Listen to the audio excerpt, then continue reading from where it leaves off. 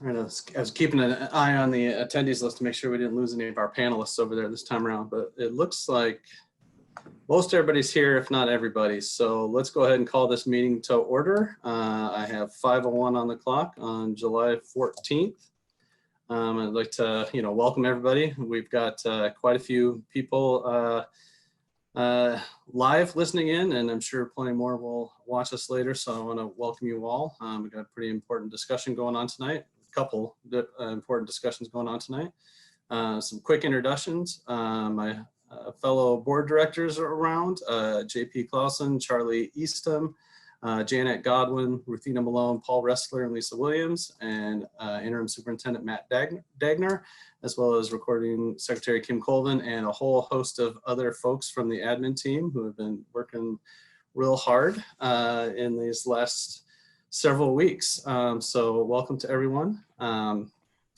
Like to remind everybody that we'll start with community comment at the beginning of our meeting, and folks that would like to make a comment will need to use the raise hand feature, and I will call on you with the name that's listed there as your attendee, which sometimes is your name and sometimes it's a number and sometimes it's a string of letters. So please be patient as we try and figure out who you are.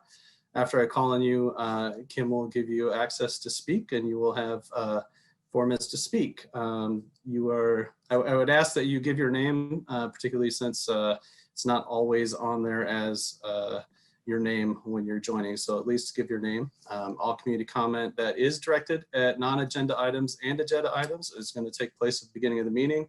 We're going to limit it to 4 minutes per speaker, and we are going to try and limit it to 1 hour. If we have a lot and we feel like we're going to get close, we can go a little bit longer than that. But we do have a lot to get done tonight, so we're going to try and hold true to our time commitments. So on that note, we will go into community comment. Sean? Yes. Just one question before you start, maybe for Kim. Does this link have a minimum number or a maximum number of people that can join?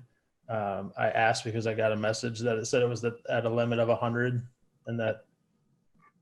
I'm getting that same message as well, Paul. I appreciate that. People are asking me too. Hold on here a second. Let me see if I can change it. Oops.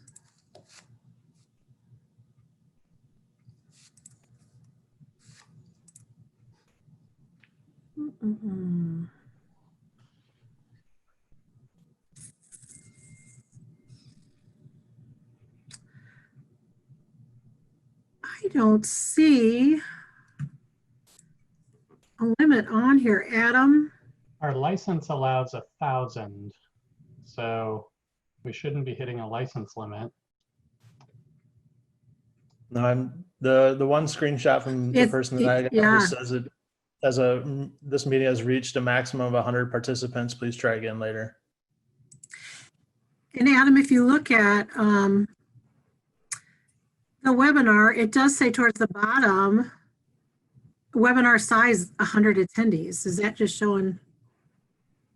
Yeah, I'm looking into it right this moment. All right, everyone. So bear with us before we get rolling. Sorry. We'll try and get as many people on here as possible, because I know there's a lot kind of want to see what's going on. Those of you that are in the attendees list, call all your friends and have them come over to your house, and they can watch with you from 6 feet apart and wearing masks. Or maybe call them on the phone. That would be even better.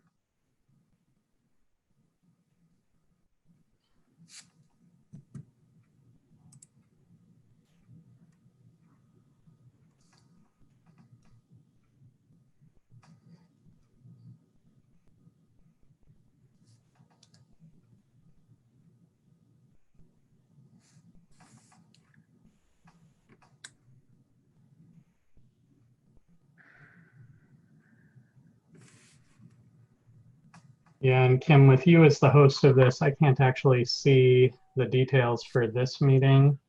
I'm looking into the license details just to make sure of that, but I'm pretty confident. As a co-host, you can't, I mean, I think you're co-host too, or no, I only get that host ability, I think, if I go in. And if anything, I click to edit, it doesn't give me an option to change the webinar size.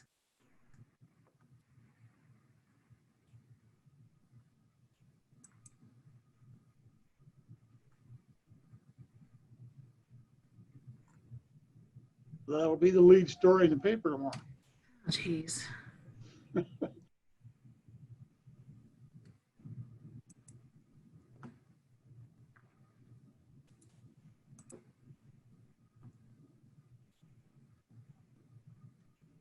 Hey, Adam, I was just reading about Zoom a little bit. It says we need to have a large meeting add-on to get over 100 participants. Yep, we do. And we're actually using the webinar license right now, which is different from the Zoom meetings license anyway. Okay. And we do have Kim's license at 1,000 users, 1,000 attendees for webinars. So I'm honestly not sure what's going on with this right now. Me either. Keep working on it.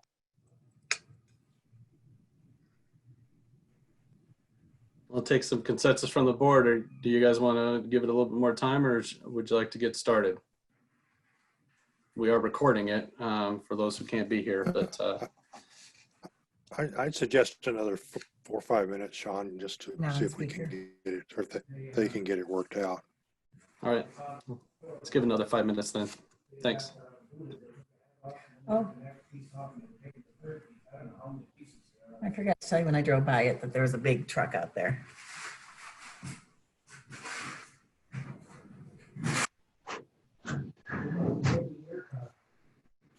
Why?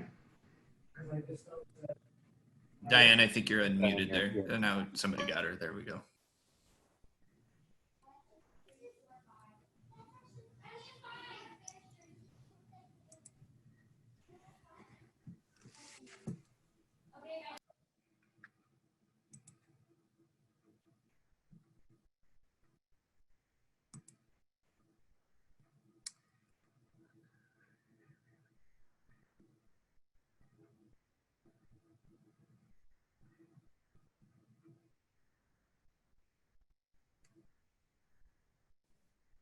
Our number is climbing on our attendees list. Well, that's a good thing. He must have done something. So I'm watching it just rise. So I might wait and see if it stabilizes and then we can get started. So thank you for all of those that were waiting patiently. So we'll let everybody kind of get in here. We just reapplied exactly the same license.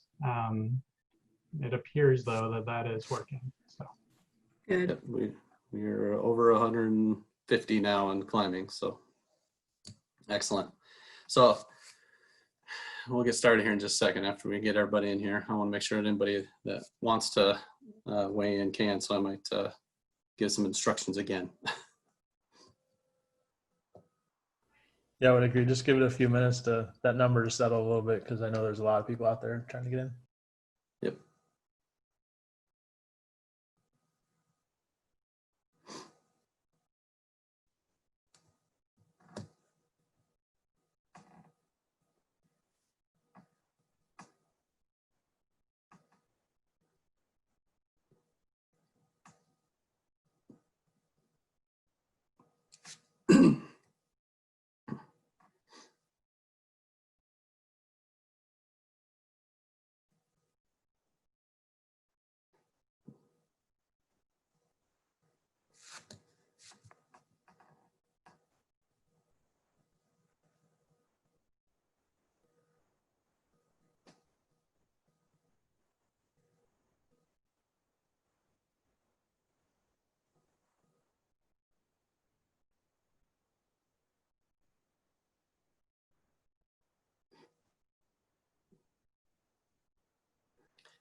Every time I think the number is going to stop climbing, it climbs a little bit more. This is certainly a record number of attendees on a ICCSD Zoom meeting. I don't know about an in-person meeting, but I bet it is.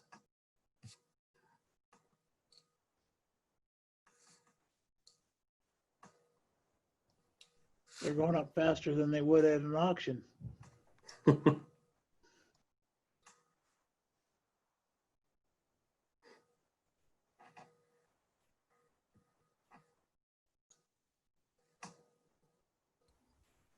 Well, I wonder why all the interest all of a sudden.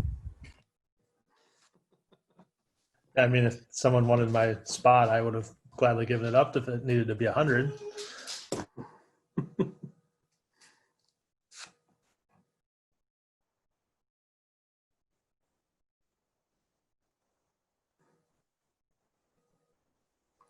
It's still climbing.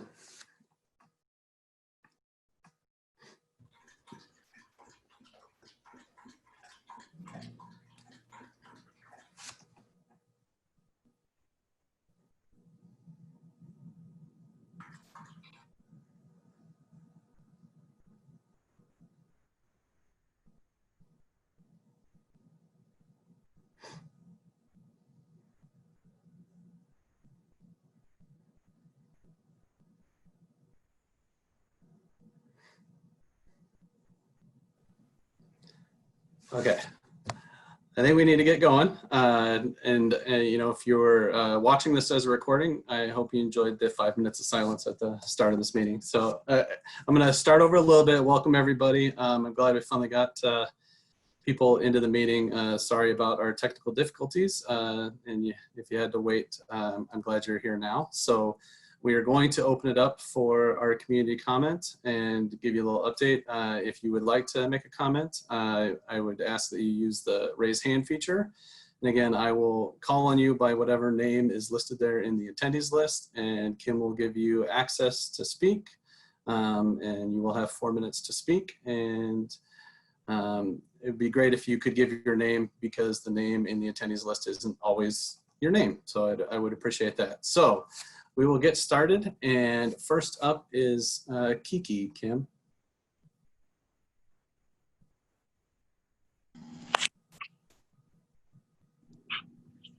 Hi, Kiki. Hello. Go ahead. Okay. Hello, everyone. I'm Kiki with IFR, along with the Black Lives Matter Action Community Group, and I'm just here to say thank you very much for your time, your dedication, and consideration towards our school board demands, the hard work that you have put towards us, and the meetings that you have committed to following through with and responding to our demands with your responses and your notes and questions. Talking points for today would be, one, we are looking for responses to the prompts in the green section, which has been emailed to Matt Beckner and hopefully was able to be spread without you guys, which is a follow-up from the meeting that happened on July 1st, 2020. We ask that you please provide a timeline that is reasonable, and we will publicize any information you provide. Once again, I thank you guys very much for all the hard work you're doing, and hope that you guys are having a great week. Thanks, Kiki. Appreciate it. Thank you. All right. Next up, Kim, we have Jay Langford.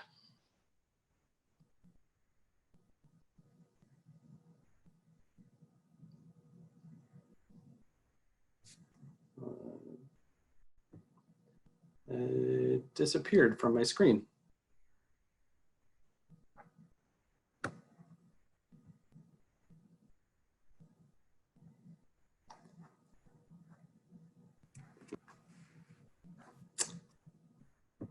Okay. I don't have anyone else listed there with a raised hand.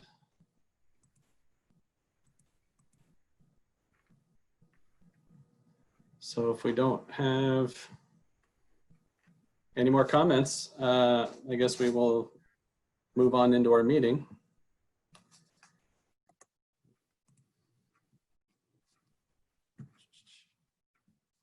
Change screens here. There we go. So the first item up is just an approval of the agenda. Is there a motion to approve? Second. All right. Okay, we're ready to vote.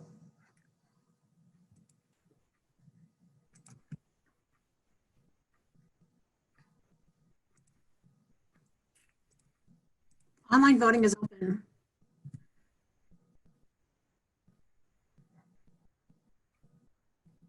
All votes have been cast and the motion carries with all directors voting in favor. All right, so we move into the consent agenda. I know I just wanted to bring it up because I had mentioned it several meetings ago when I think it was still at the end of the last school year, and Director Clausen, I think, also asked some of those questions. As we saw in the bills, there was lots of refunds for the AP testing, because I was curious as to how COVID did impact that, since there are, real dollars associated for AP tests when it comes to, higher education and things like that. So I was very concerned about that. So I did want to mention it, that there was, a lot of refunds for that. And it looked like a lot to me, and I guess I don't really know how that compares to a normal year. But Director Clausen had kind of similar questions in regards to that. So I appreciate the answers that we got there. Is there anything else that people wanted to mention as far as the bills go? All right. Any agenda items that folks would want to pull?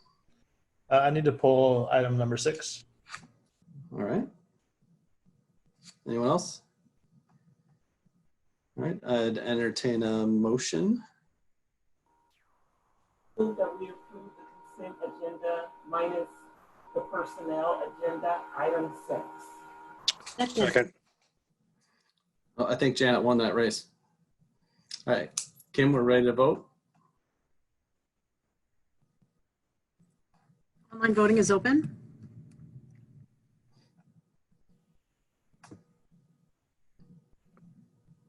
All votes have been cast and the motion carries with all directors voting in favor.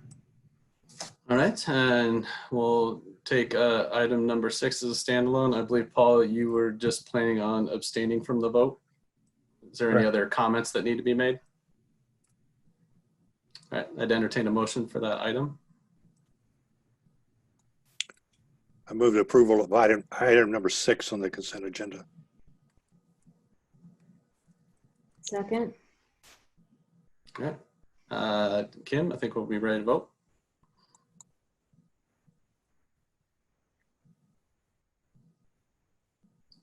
Online voting is open.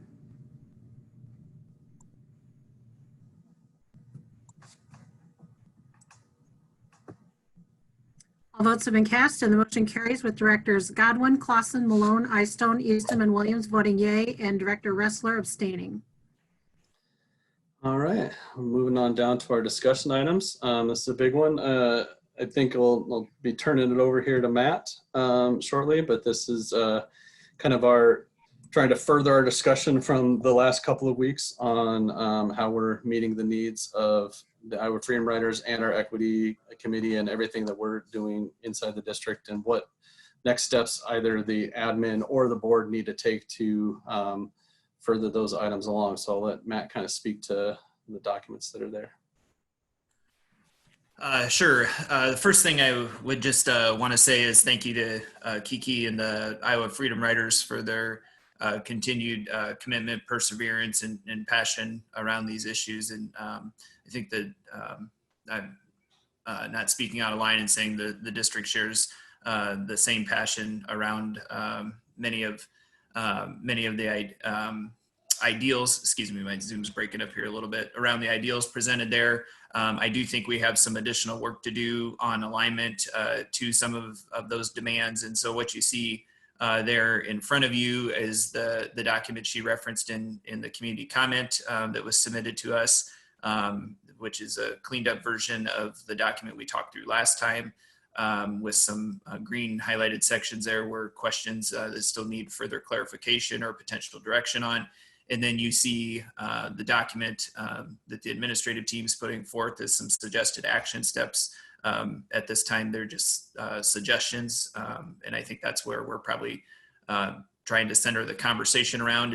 What are those next steps and what are we going to determine are the priorities as far as our work moving forward here together.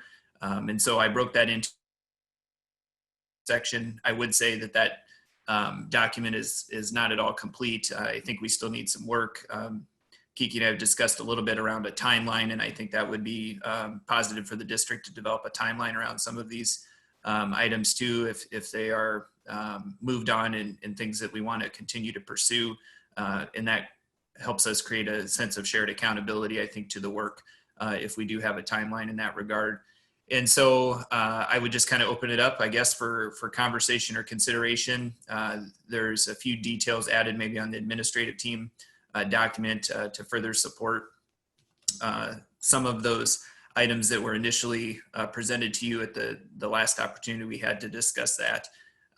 But would be happy to answer any questions about things we've either stated or just to participate in the conversation along with you all about where you would like to take this conversation next. And I would say just one thing, I think as a reminder, is that we had also mentioned having a conversation with the District Equity Committee at some point as well. And so the first step was to do that follow-up with the Iowa Freedom Riders, which we did in that work session, then come back to a meeting for discussion here.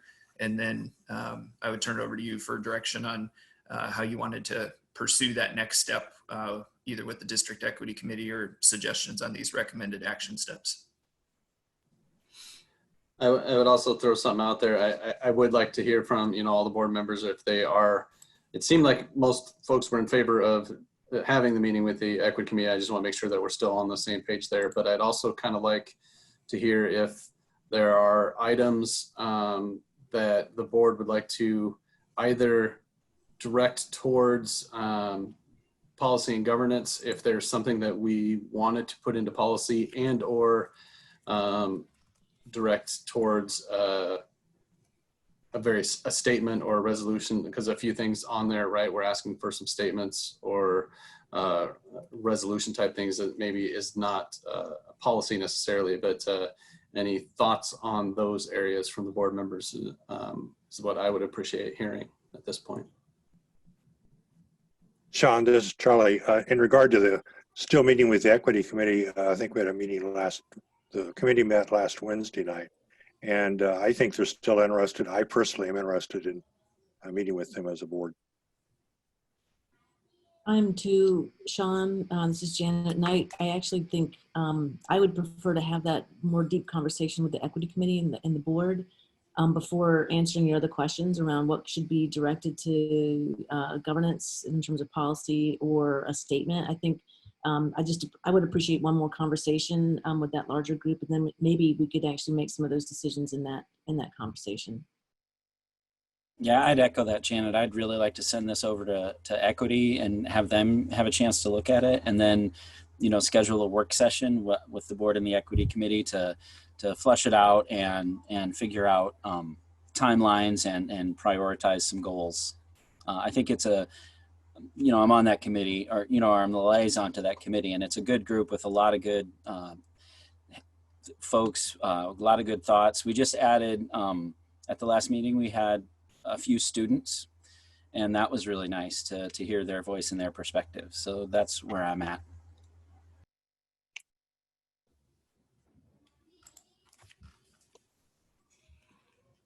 So I'm just going to chime in, and I do want to meet with the Equity Committee, but I feel that the board can or perhaps should make a public statement as a resolution, as we have done in the past on other things, just acknowledging our commitment to the work that we know needs to be done in conjunction with our Equity Committee as well as our administrators.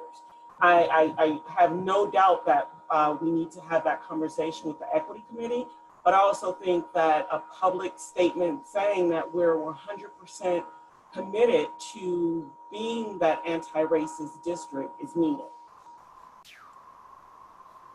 I would certainly agree with that, Ruthina. I do too. Absolutely. And maybe we can do these things in parallel, start with drafting a statement.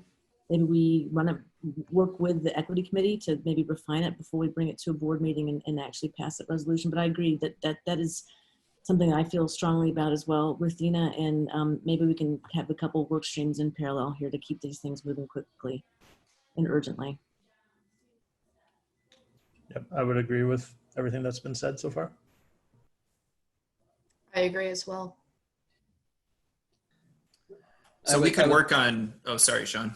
Well, I was just going to throw out, one of the things that was on, the previous document, and there were some questions around it, was using the, I guess, the model of the LGBTQ resolution and as a way to kind of work through this to create a resolution, not exactly, not just mirroring it. And there have been questions that have arisen on the efficacy of it and making sure that it's actually fully implemented with fidelity.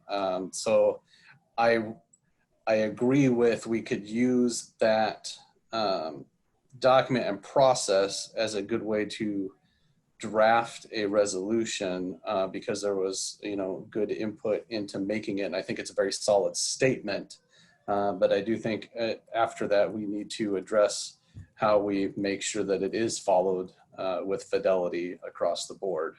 Because we can say a lot of things on a piece of paper, but we need to make sure that the follow through is there, not just the intent. So I would add that. But I think we do need to keep things moving while we try and schedule some of these other meetings. I guess that speaks, Matt, to the idea of coming up with the timeline. And I think much like how I felt our discussions, gosh, it was a year and a half ago now on boundaries, that it needs to be a fairly aggressive timeline to hold us all accountable to keep moving forward on it. I don't want to get it so delayed that we kind of lose the energy that we're all having, let alone, the rest of the folks in our community. Because I think we all have shown quite a bit of interest and energy and wanting to push forward, and I want to make sure that we don't lose that. So I would prefer if, as we set that timeline, it's a fairly aggressive one. I think our board has been pretty amenable to meeting weekly as we do things, and we will continue to do that both with our COVID response, but I would like to make sure that we have both of these topics meeting that same urgency. Matt, you can go ahead and speak to what you're going to say. Yeah, I was just going to say, I mean, if we're interested in a resolution, which I think is a wise move and a good show of our commitment to the effort, we can, like what Janet said about parallel tracks, we can work to develop language around that and get a commitment and action around that. And then we can develop timelines around some of these suggested actions, continue to refine those with input from the equity committee, and attach a timeline, to those components, and then also work to move towards action on those steps as well. And so I think we can definitely dig into that and do that. I would want to know, I guess, or it would be nice to know a general sense from the board if we are off base with any of the way those suggested action steps are worded, or direction we're potentially looking at pursuing, because some of that work, while it might not be or require formal board action, would still be work that the district would begin internally, and have some things already going on internally. So if there's something there that is giving great pause, we would want to know about that, obviously, before pursuing some of those efforts as well. So more conversation, we can attach timelines, we can work on language around a resolution for you to consider. We can get the conversation with the equity committee, but I think first thing would be to know if we're off base in any of those things we're suggesting. And I didn't necessarily hear from that from you guys from the first conversation, but maybe just one more chance for any of that feedback if it's there. I'll jump in real quick just because as you were talking, I was kind of scrolling through your document, Matt, and I like the, a little more, maybe forcefulness isn't the right answer, but I think a little more direct response to some of the questions that have been posed. Conducting an audit of current discipline protocols and procedures, reviewing the current law enforcement involvement through the district. I think these are all the things that have been asked of us and we have asked of you. I think that there's quite a bit more detail here than what we did see previously, which I am very appreciative of. And I think it's definitely things that I would personally feel like you guys are moving in the right direction and would like you guys to follow through with those, but I will let others weigh in on that.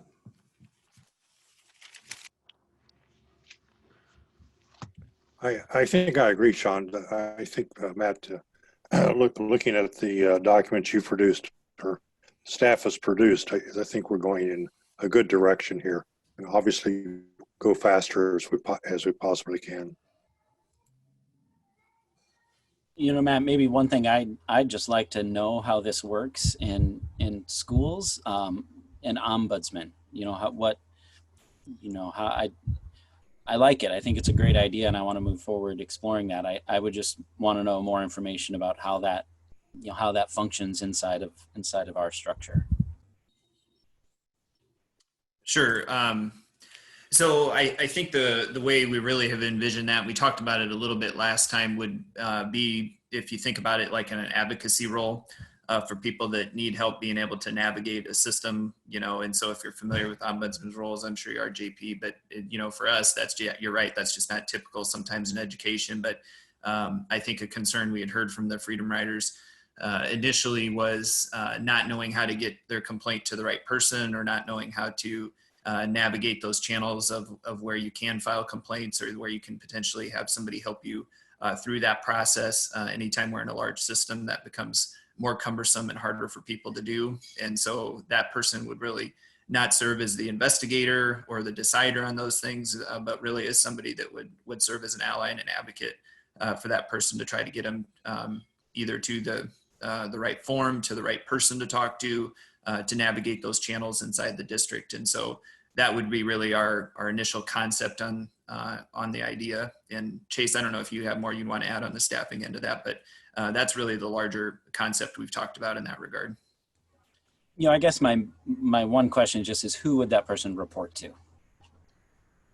Yeah, and I think that is something, you know, we could continue to talk about where we, because I think that's key. You know, that's a key question. I mean, if that person's going to serve as an advocate or an ally, I think comfort level on where the board sees that person reporting to, and where we'd have suggestions on. I think first we want to know if it was an idea to consider, and then we could come back with suggestions for that. So.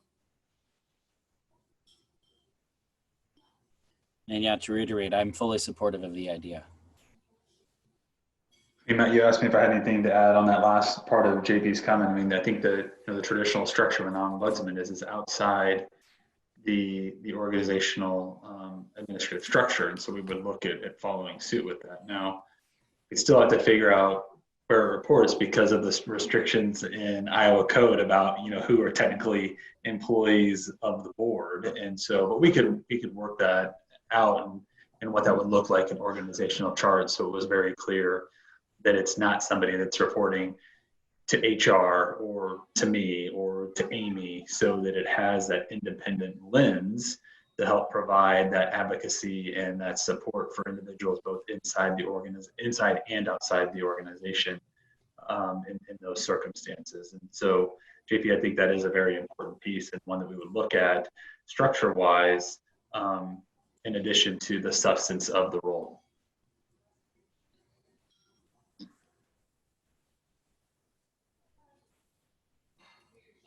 As given a little closer look, I'm looking at the number 6 on the action steps that's regarding conducting a curriculum audit to ensure anti-racist curriculum.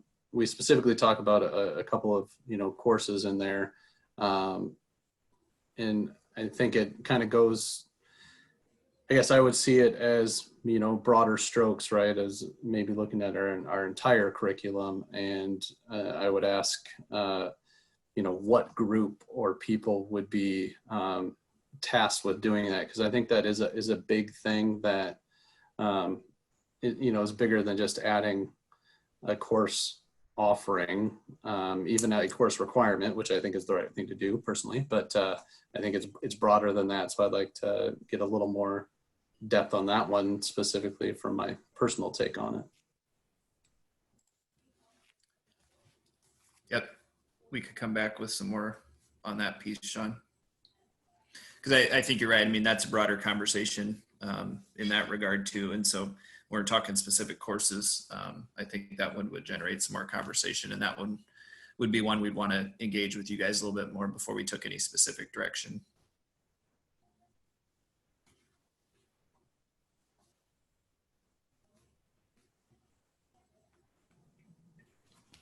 All right, other directives, do we feel like we have some good next steps for both the board and the admin team? I mean, I think Matt, are you going to get the ball rolling on working on the resolution, or who are you tasking or asking for help with that, or how do we see that part going? Sure. I think what we'd be happy to draft something up for a potential resolution for you to consider, and then take your guys' feedback on that if it's not hitting the mark. And then the same thing, we'll work on the timeline around that, and some of those action steps you just gave us feedback on, we'll continue to work on and figure out where we need to have more conversation. I would say one thing that I did try to order some of those action steps on the administrative side from was also some feedback we got from IFR around priority in those different things. And that was a conversation we'd had this last week about obviously the size of these things are large, and we want to have urgency around the work, but if we had to state a priority around some of these, which ones would be the most urgent? And I feel like I moved those towards the top of the list there. So you can also consider that for future work as we go forward. Excellent. And will you be reaching out to the equity committee to find a time when we can, I think the work session format that we did with IFR is probably the way we need to go. So I want to make sure we get that put on the calendar sooner than later. So we are doing these things concurrently. Yep. I'll get a date set with them about just as soon as we can get that pulled together. So I'll work with Laura and we'll engage. I think Jane Finch is the chair there now. And so we'll work with her to get a date set and get that back to the board about potential work session date to do that. And Sean, is it appropriate to ask Matt to work with IFR to put in a resolution together? At least conferring with them anyway, or? I know Matt's been at least speaking with Kiki specifically multiple times to try and stay engaged in the conversation. So hopefully he is getting some feedback there. I do think that, you know, as we talked about, I think when we had the LGBTQ resolution made, it was crafted with input from that community, if my recollection serves. So it would make appropriate sense to me that we are crafting it with input from the community that we are trying to address a need for. Okay, good, thanks. Who all that is, right. I mean, I would leave Matt to make sure that he's bringing in the right voices there. But I think it should include more folks than just Matt writing it. I wouldn't expect you to do that on your own. So that's my take. Well, we can get their eyes on it definitely before you guys have a chance to consider it. And so that's no issue there. And so I think we can connect back with them and have them consider that. And if there's something that, you know, for some reason we don't feel comfortable with some alignment on, then we'll just present that as part of the conversation around that. But I feel confident. I think we can have that conversation and bring you something that states the commitment, you know, from the district to those goals, and then look at those actual action steps. And I think that's what's important, right? And that's our work, is trying to identify what those are and showing meaningful progress around those. So I think the resolution is the why and the purpose behind what we're doing, and then it's digging into the action. And so I think we can do that. Very good. And Matt, I'd just like to throw in that I appreciate hearing that you guys have been in contact and are working with the IFR, not just at our meetings, but outside of our meetings as well. And I hope that other groups like ours around the cities take that approach as well. Thanks, Paul.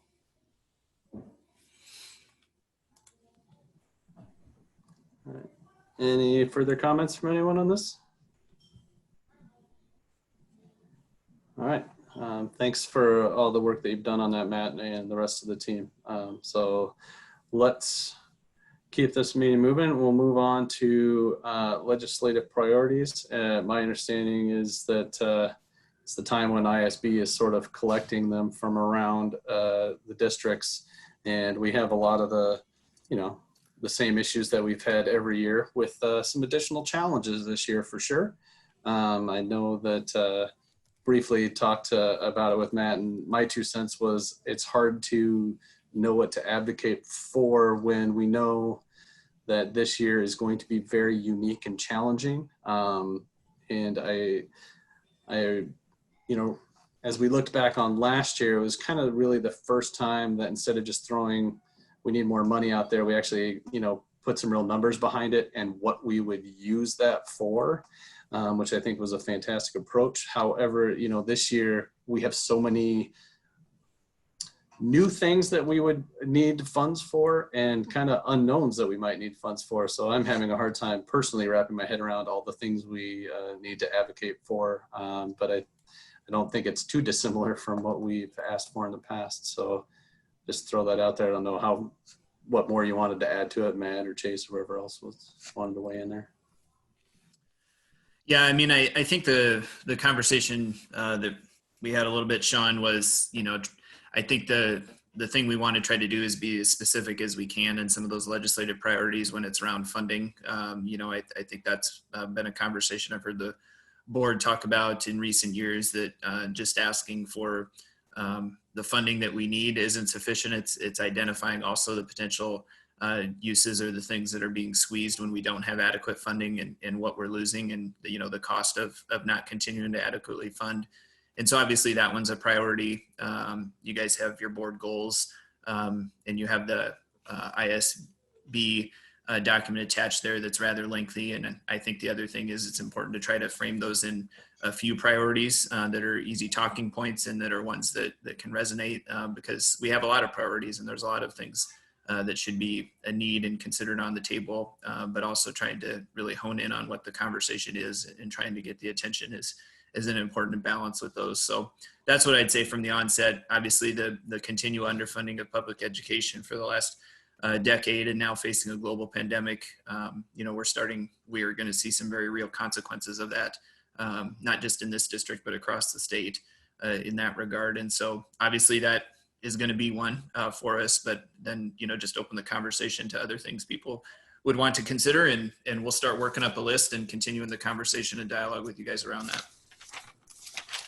I just want to say that, my feeling on making sure that we state what we want and why we need it. So I think that's good that we kind of keep that number one on there, the timely and adequate funding.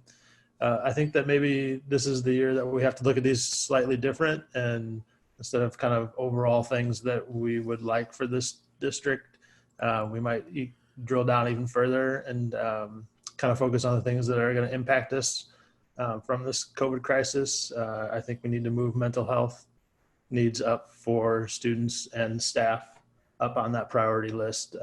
That's an issue already that we're not dealing with. We can take some things off of there now, but I think that we can really kind of drill down and maybe just this is the year we focus on things that we really need done this year that are going to affect us. I agree with Paul. When thinking of how to kind of package this, it struck me that the theme should be responding to COVID, because I think that's going to be present through every single thing that we do in this district this year is how do we process this decision in light of COVID? And so I was thinking what Paul was: increased mental health funding, increased school nurse funding. I wish we had more school nurses if we get back in school to help us deal with COVID. Programs targeted at decreasing the opportunity gap. So programs for our younger kids as well as maybe, fourth graders or those who have suffered because of online learning. That's what I would like to see our ask for money be. And I would hope that the legislature would maybe be receptive to understanding that it is a unique year and we have unique needs because of it, and giving us funding for those areas. I can really appreciate that. I'm a little skeptical that the state, what their funding is going to look like. But I do agree that targeting that. I also think, not to lose sight of that we need to do everything we can do to make sure our employees are supported, especially now with COVID. You guys, obviously, being married to teachers and reading the emails, know the heightened level of anxiety. And so I think to continue to use whatever influence and voice we have to get Chapter 20 restored. We should put our shoulder behind that and send that message to our employees that, because that's another thing, it doesn't cost any money. You know, the legislature doesn't have to pay anything to give our teachers and our staff and all public employees, you know, their rights back. So I'd like to push for that. And then also to keep an eye on, and I think the rest of, certainly the UEN would support this, if not IASB, you know, continue to monitor what our reciprocity agreements look like so that we, you know, we can fulfill our goals for bringing in folks from out of state and diversifying our staff. So I'd like to kind of also keep those non-financial priorities if we can.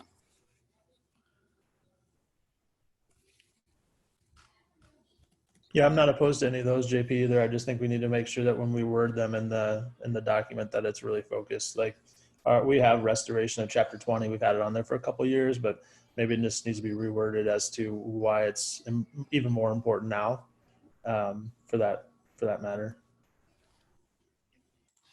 I agree with really everyone's comments. I think we've all learned too that, you know, our world can completely be uprooted in 4 months. And so leaving ourselves with these themes in mind of, you know, helping protect our teachers, making sure that we've got health and safety, making sure we've got focus on funding based on what the priorities are of time. But I mean, our world actually could change again a lot between now and the next legislative session. So keeping some ability to be flexible, monitoring conditions, seeing what is rising to the top of absolute priority, I think is going to be something we'll want to do as well. But really resonate with everything all the directors have said so far. Yeah, I agree with everything too. If we can get those worded correctly and put the priority there, I am totally for it. And it seems like you can't hear me. I see people leaning in. So sorry about that. It's that wind turbine that you keep in your house that really throws us off. And I just want to say that I agree with all the comments that have been made too. So I saw it says that there's a August 10th deadline to have us submit stuff to IASB. That doesn't mean, you know, we can't create priorities whenever we want to, but I think that's at least a timeline we should try and keep in mind to pass it off to other groups to weigh in. I think last year we heard from quite a few other districts that were very appreciative of the number that we put there, the very specific number, and how we got to it. So I think we kind of led the way with the districts, and I would very much like to be able to do that again, because I think we do have a lot of strong relationships, you know, with our unions and with our, you know, the individuals in our district that we want to maintain. And I think that's a thing that we can lead across the state, but we need, you know, help from the state to maintain those things. So I'd like to be able to make sure we get some stuff down in writing and get it out to ISB so it can be, you know, spread out to a larger group, and we can kind of champion these causes as a district. Any other thoughts on our priorities at this point in time? So I think, Sean, to that end, with that August 10th timeframe, maybe the 28th would be a good time to look at a potential draft of some things, and we can work on that over the course of the next couple of weeks, and then have it for that 2nd July regular meeting we'd have here, if that sounds acceptable to people. I think that sounds good. All right, let's move on to the topic that probably is the reason there's over 400 people listening to us right now. So let's dive into our return to learn plan and what choices we need to make tonight. Go ahead, Matt. All right, I was just gonna see if I could pull this up eventually, but I don't necessarily want to share my screen yet either. Just bear with me for a second here. All right, before I pull the presentation up, I just wanted to say first thank you to our team for their continued commitment and persistence over the last several weeks and months. None of these decisions or tasks have been easy or small, and we still have a tremendous amount of work in front of us.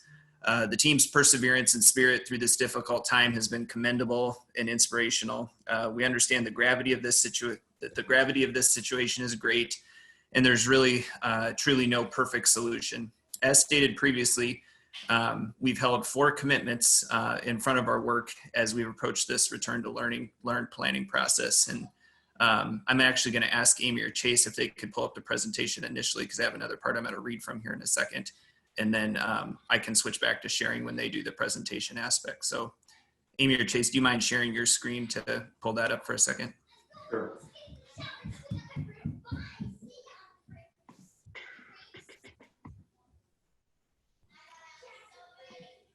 Kim, did you give me ability to share? Yeah.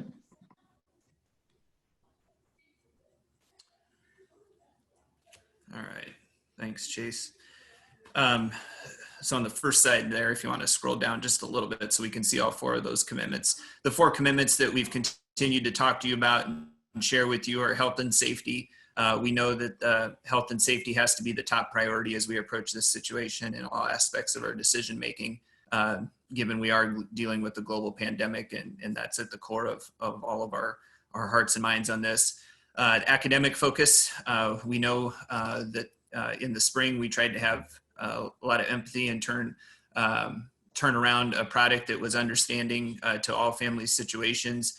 But as we prepared for a return to learn process this fall, we need to account for what happened in the spring and also look for areas of ways we could continue to try to improve on that, and where we would need to accelerate some learning because of some of that loss that did happen in the spring. And so the academic focus has been a core piece of this, and with our academic standards team throughout. Equity, we've talked to you several times about that universal design for equity, how that had to be on the front end. It can't be retrofitted after the fact, that it has to be something we account for in every decision we make, and needs to be considered to have that equity lens put on top from the initial design and all the way to the end, where we're also vetting some of those pieces as we get towards the culmination of some of the products. And then finally, flexibility and parent choice is the key component. That we know students and families and staff situations are different, and that we have to be flexible in this environment, and the fluid nature of the pandemic and of COVID, as we've went through this, has changed decisions for us. It's changed plans and priorities as we went throughout, and so we have to continue to be flexible, and we also have to allow for people to make choices that are in the best interest for their own health and safety, while we're trying to protect the greater good and the collective health of us all. And so those have been 4 guiding components as we've approached the planning. And the next slide, what we would like to do is walk you through where we feel we are in a continuum of models. And we're gonna spend some time going through some pieces of these in depth with you here this evening. But we also wanted to give you a brief overview here from the onset. And so as you see there in front of you, if you follow me across from the dark blue all the way to the right with the kind of more goldenrod color, you see the most restricted piece where we'd be doing 100% offsite learning model. And that would be that required continuous learning. The difference there again from the spring would be we had some voluntary learning going on, even in our most restrictive place here, that learning is going to be required and instruction is going to be required for students. The next model to the right of that shows the offsite, or majority, offsite model. That would be where we're still in required continuous learning, but we would look for limited numbers of students that we could potentially bring on site to provide some service in some way with a very few amount of students. And we've talked about it in that category from about 0 to 25%.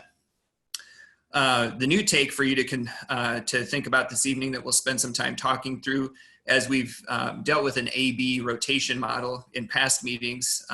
Really what the district would pursue in this on-site model would be an AA remote day and a BB student day. And so the way this would work is that students would be broken into still A cohorts or B cohorts, but students would attend school on a Monday, Tuesday if they were an A student, and then they would not attend on Wednesday, Thursday, Friday.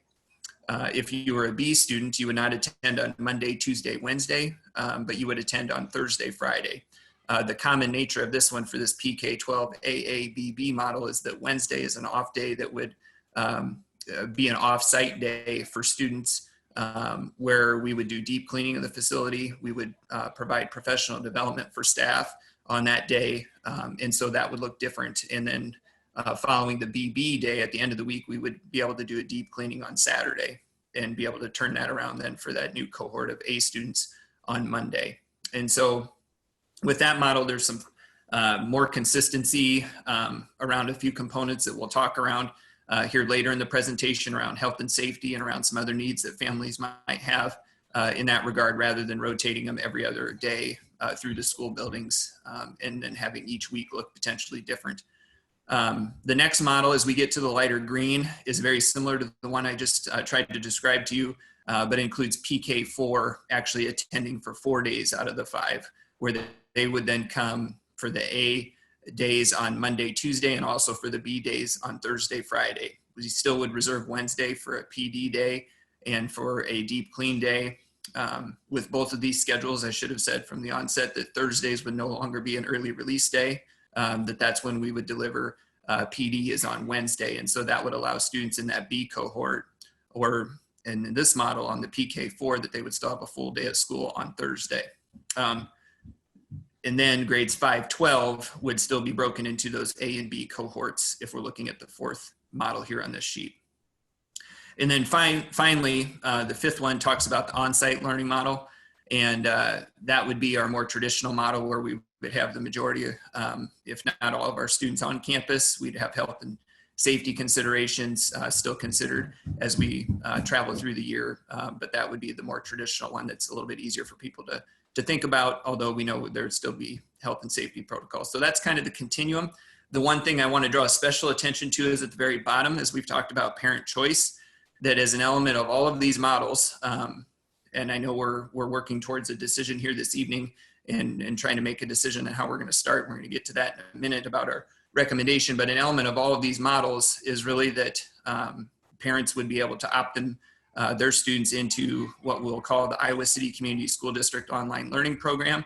And so if at any point they don't feel that they can start their students in an experience, or that this would be the best option for them, they would be able to enroll into this program and have a full-time experience in that regard with Iowa City teachers delivering Iowa City curriculum. And so we tried to offset that from the picture there so that that is explained differently than the remote continuous learning option that you see as one of the first options there.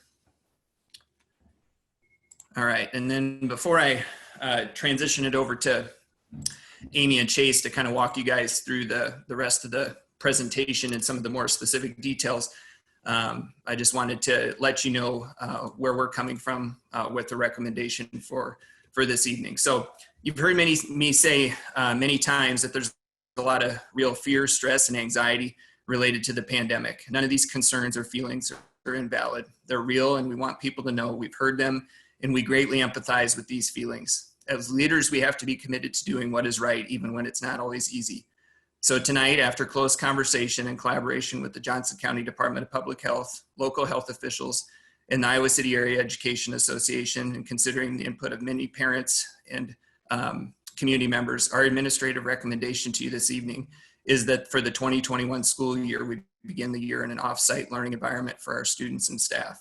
None of these groups feel it's safe at this time for our return to on-site learning, and neither do we. We understand that stakeholders in our school community will receive this differently, and while we're disappointed that this is where we are, we do feel it is the right decision at this time. While the current status of the pandemic and relative surge of cases in Johnson County, we do not feel that it is safe at this time to bring students and staff back to campus or into our school buildings. We are not around this pandemic by any means, and we have to come together as a community to make this situation more safe and a more realistic entry back into our schools. We'll continue to work with our partners on sufficient criteria for when students and staff can return and reevaluate this situation on a month-to-month basis. But at this time, like I stated, our recommendation is to start in that off-site model. And so tonight, we're going to walk you through a little bit more in depth about what that means and how these break down and and of course have conversation with you all around when we look at potential transition points throughout the year. So with that, I'll turn it over to Amy. I think she's got the next portion here. Thank you. Good evening, everyone. It's great to be with you this evening. So given all of Matt's comments, we thought it was imperative that we bring up and further highlight or point back to some schedules that we shared with you last week. What we're sharing on the screen right now is our schedules for continuous learning, both for PK, kindergarten through 6th grade, as well as our secondary schedules. And it should be noted that these schedules would be followed in 3 of the models that Matt shared above. So in the 100% offsite model, we utilize these schedules. In the majority offsite model, we use these schedules, as well as if our parents elected for their students to take part in the PK-12 Iowa City Community School District online learning program, they would also utilize these schedules. Matt, do you want to move to the next slide? Matt's already done a nice job of delineating the models above when we were sharing the continuum, but we thought it would be beneficial to further delineate this out or differentiate between our 2 hybrid models.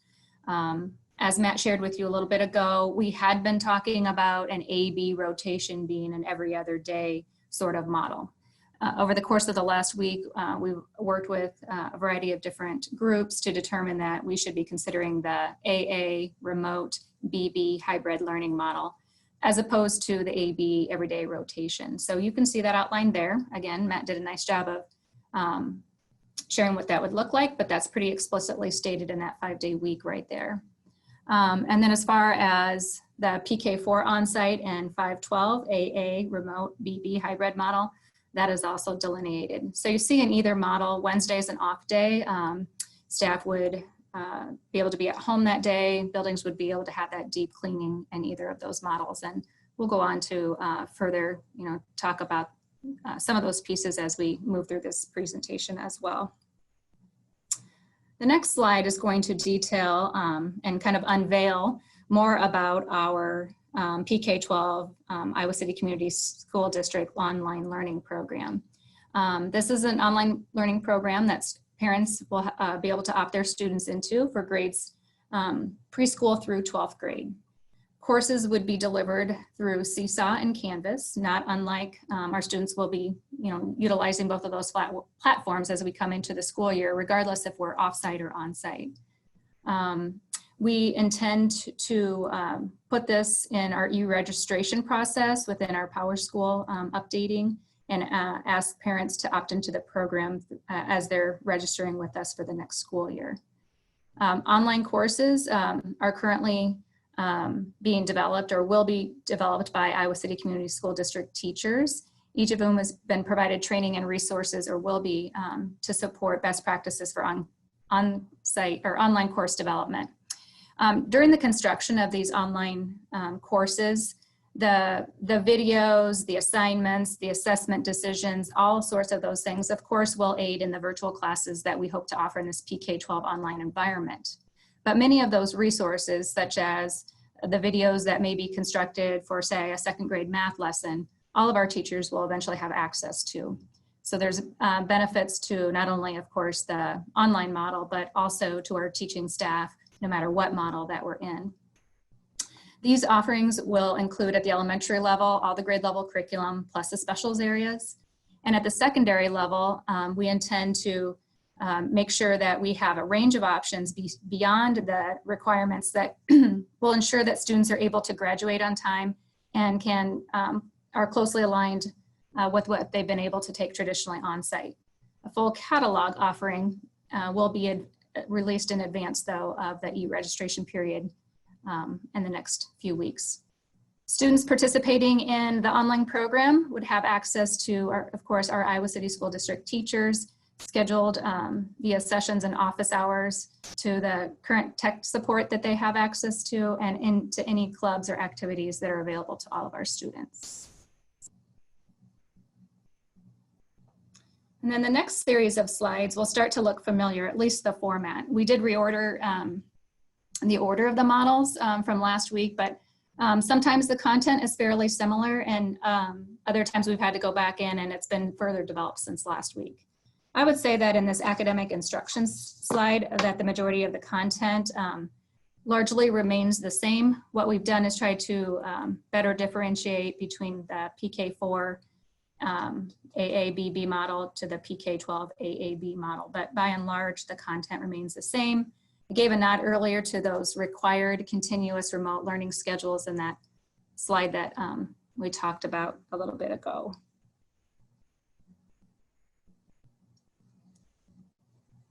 We've continued to talk to you about class size over the last couple of weeks during our presentations, and particularly around what elementary class sizes could look like in each of these models.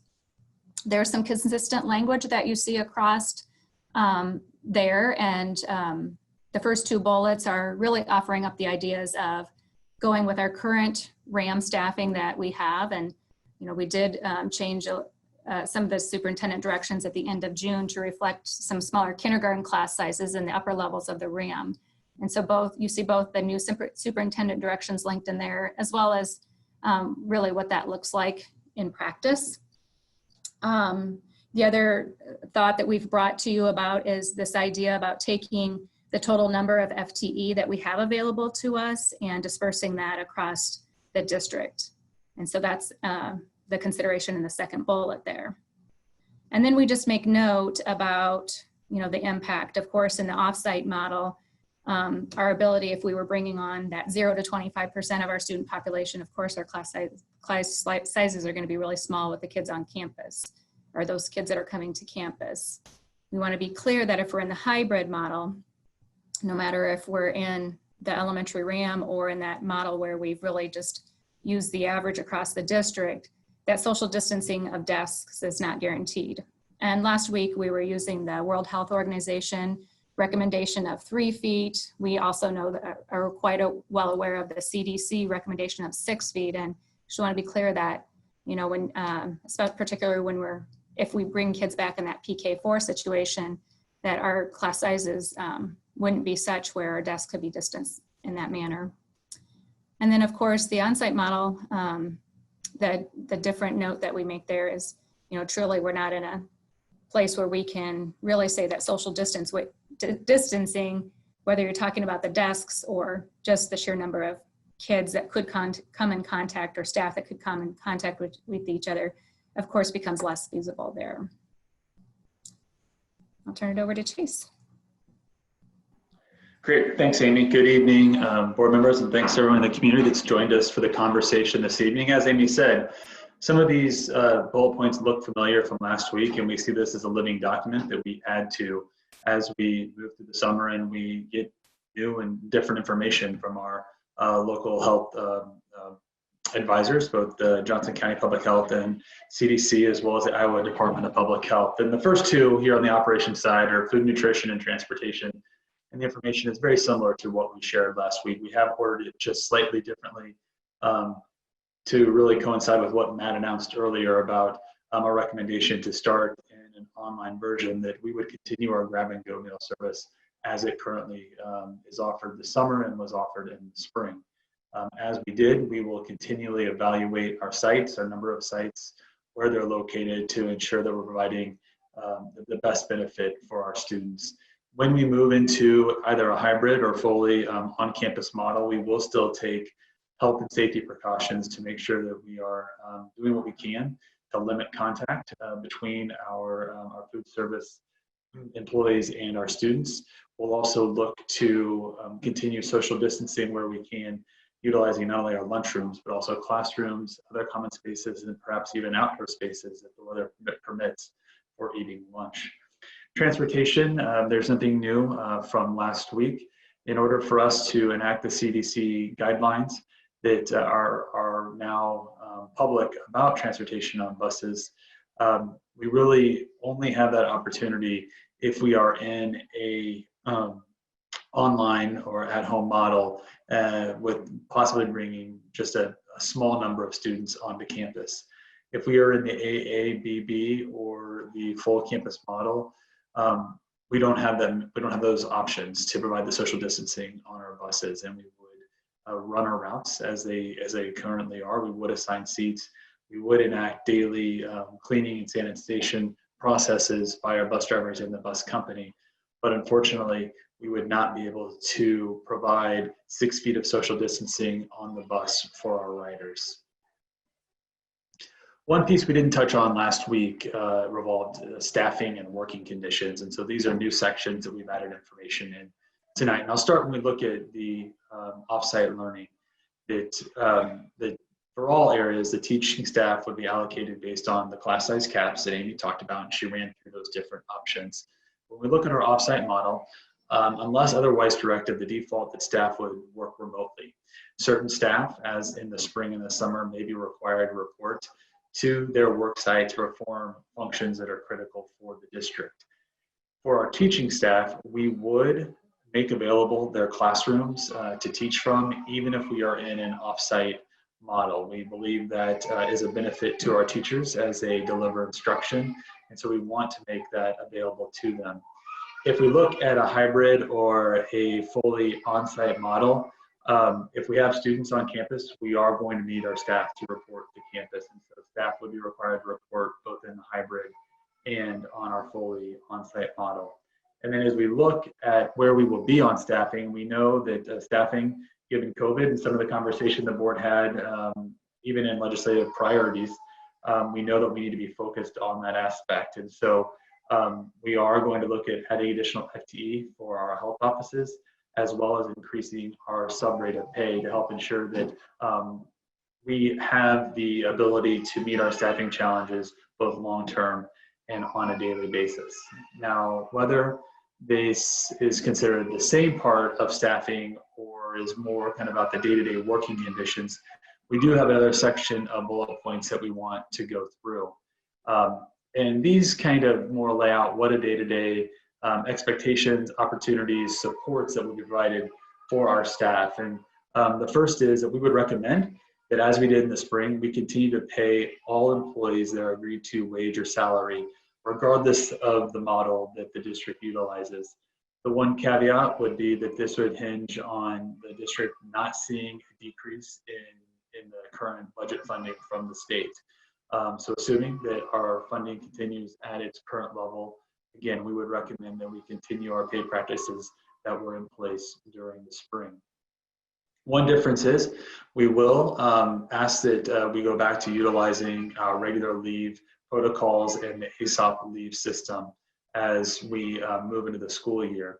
There are specific COVID provisions for leave and accommodations that are available to staff, as well as our traditional accommodation processes and leave of absence options, including FMLA for staff members. The health and safety of our staff is extremely important to us, and we know that our staff is very dedicated to our students, but we also want to make sure that we're supporting and taking care of them. And so as we look at them coming back to work, regardless of the model, we want to make sure that we have these different supports in place to assist them as we make those transitions. And from a PPE standpoint, all staff will be provided 2 face masks and a face shield. A question came up last week, have we already started securing some of the PPE that we're going to need in the fall? And I can tell you, yes, that currently we either already have on hand or ordered over 105,000 face masks that we plan to distribute to students and staff throughout the year. And so we take the health and safety very seriously, even though we look to begin the year in an offsite model, being prepared for when we do welcome back students and staff to our campuses. Along with this, we know that COVID is going to require some flexibility. And so one of the things that we've worked with our association on as we move forward is the understanding that depending on the model or what the needs of our schools or our district is, we might need to build in some flexibility in terms of assignments, in terms of the daily work that individuals do. Now, we don't want to change people's assignments daily, and we have protocols in place that we follow, but we want to be transparent that given how we're responding as a community to the COVID crisis, and as we bring everyone back to school, we do need some flexibility in there as we look at how we're all going to work together to provide a safe and healthy education for our students. I won't read all the bullets, but to drop down to a couple of the last two, We look at meetings, professional developments, and PD. We look to deliver those all in an online or virtual manner this year. Again, if we don't feel like we need to take the risk of putting people in close proximity to each other, we're not going to do that. We also see that having those Wednesdays in the AABB model allows to provide for some additional training, additional PD to our support staff. That's one area we think that we can take advantage of this different model to help provide those opportunities to our staff members as we move forward through this year. The next section is back to one that you have seen, and it's again, just additional social distancing and health and safety measures. Most of these you have seen last week, but at the bottom, we've expanded on a couple of them based on our recommendation of how we're going to start the school year. We mentioned last week that visitors and volunteers would not be permitted in schools. Outside presenters would be along with this. Coupled with that is that we would begin the year with our campuses closed to community use, and that field trip experiences would not be offered. Again, it's not to limit the school being a part of our community or trying to limit those educational experiences for our students, but it's prioritizing that health and safety of our students as we begin learning here in Iowa City Community School District. The next two sections, cleaning and health and screening and temperature checks. Nothing new here from last week. I will reiterate that while Amy mentioned about being able to do that deep clean on Wednesday, because of the number of hard surfaces and touchable surfaces by students and staff throughout the day, there are certain circumstances where we might ask staff and some of our older students to help in some of that light cleaning as we look at wiping off desks between class periods or at the end of the day. For health screenings, we mentioned last week for students, those would be conducted at home, but we would still continue to do health screenings and temperature checks for staff on a daily basis at the building. I've alluded to face coverings. We mentioned this like several weeks ago, provided additional detail last week, and it remains in our recommendations this evening. Along with our health office procedures, expanding our health offices, I mentioned the need for looking for additional health FTE. One reason for that is because we believe that when we do come back in that hybrid or that full on-site capacity, that we'll need to expand our health offices and create two areas. One for those routine trips to the health office for medication or maybe for a cut that was sustained, separate from individuals that are sick or showing COVID symptoms. And so we want to start building that into our plans as we look at the configuration of our buildings. And then limiting students in school transitions. Our Health and Safety Committee was very keen on this piece, and we talked a little bit about it last week, and we'll continue to have discussion on how we do this and what this looks like at all levels as we transition from our offsite model to a hybrid model later in the fall. But again, those are points that we talked about with the board last week, and in respect for time and getting to the board's questions and discussion, I won't go over those here this evening. The last three pieces are model transition protocols. If you recall, this is a discussion we had last week about if we had a case confirmed in a classroom or in a building or then in the broader district, how would we make those decisions to move between models? Matt alluded to it off the top. One of the things we'll also be working on is kind of our transition points from a district. Just in our general plan of moving back to school, what would that model look like of when we would consider transitioning, and how would we look at that? So it's slightly different than this model because it talks to that bigger piece that Matt was talking about in that potentially five-stage continuum on that second slide, but we'll come back with a document similar to that as well. A recap of our technology pieces that have been in place and that we will continue to utilize our commitment to facilitating internet access for students, especially now that we will be beginning the year in our offsite model. And then lastly, a look at our wraparound care and and extracurricular activities. Before and after school programs may run in conjunction with our local health officials, and then we will make decisions related to our fall and curricular activities. We anticipate that decision coming at the beginning of August. So I know that's kind of a high level view of a lot of the detailed work that we've been doing, but I did run through it very quickly. So I apologize for that, but did want to leave ample time for discussion and questions from the board. Matt, I'll turn it back over to you. You're muted. Yeah, I've got that there. So, I was afraid they'd hear my kids running around in the background too. So thanks, Chase. I think you guys, from the onset of our discussion there and then throughout the part of the presentation, it's evident again, the amount of detail we're trying to provide and trying to continue to put forth in some of these areas. We know there's still more to come. We're also not done working on these different models. After our recommendation to you about the offsite piece, we know there's still work to do with the onsite pieces and need to continue to try to bring back more information in that regard. But I do think we wanted you to have time to react to the recommendation and then also be able to ask specific questions around the different pieces presented to you this evening. So with that, I would just ask for those questions or where you'd like to go with it, Sean. I will say that, I expected that recommendation after seeing what's going on and hearing from numerous folks, but I still started to tear up when I hear, that we're not going to have kids right away in school, or at least that's the recommendation. So it hurts, and I know it hurts all of you guys as well to even have to make that decision. So I appreciate the gravity of that decision. I have a handful of questions, but I do feel like I owe it to the rest of the board and the admin team to let you know that I had one phone conversation and a voicemail from representatives of our bus drivers, and they voiced a lot of the same concerns about the health and safety of their folks as well, that we have heard from numerous teachers and family, students and their families. So I wanted to put that out there, that they were very concerned about having to provide transportation at the beginning of this year the way things looked right now. But they did want to make sure that they were still able to be paid, because, this is not of their making, just like it is not of the making of the teachers here or the admin team or any of the board members.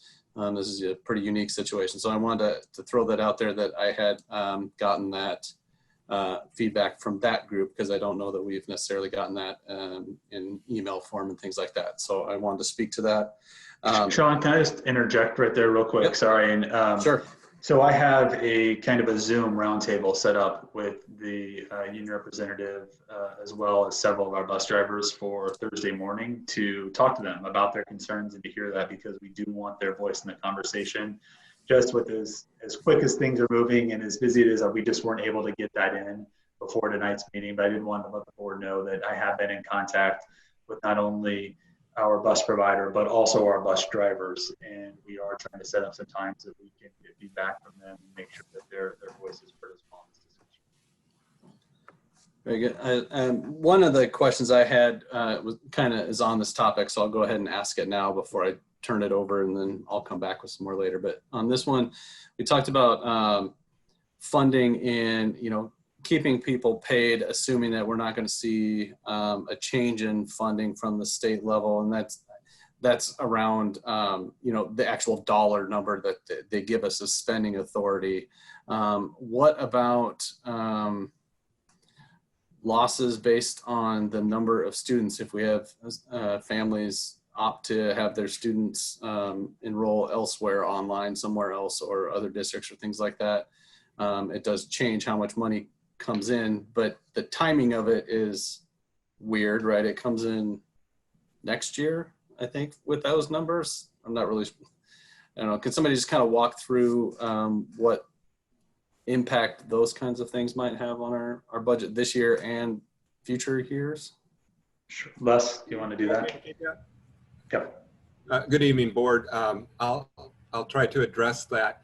The funding that the school district receives for the 2021 school year is based upon our October 2019 certified enrollment.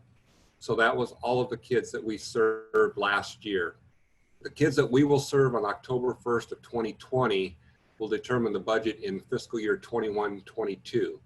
So Sean, to your point, if we see some sort of exodus or change in our student population on October 1st, that will impact us next year. And if those students do leave, then we would have that reduction next year to deal with.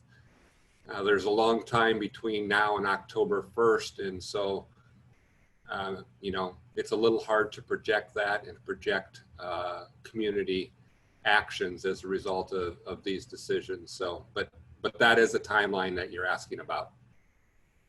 Right. So I guess the short answer is that unless the state comes back and says, we're not giving you the money we said we were going to give you this year, we should have a pretty good handle on what our budget is this year, right? Yeah, for this operating year, yes. I mean, and then we would determine our enrollment numbers in October, just like Les said, that would then affect our per pupil allocation for next year as far as how many students we're able to count and the dollars we're able to generate off of that. I do think that's a very important thing for all of us to remember, that we do have these future impacts from the things that are happening this year. But I think that does alleviate a little bit of the anxiety of what this year may bring.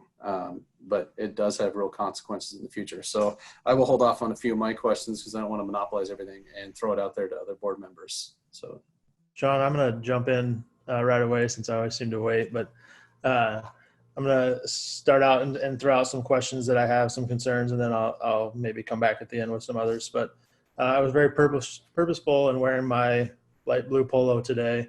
As most of you recall, that was the color of the One Community, One Bond. When we were trying to pass the bond for all of our schools.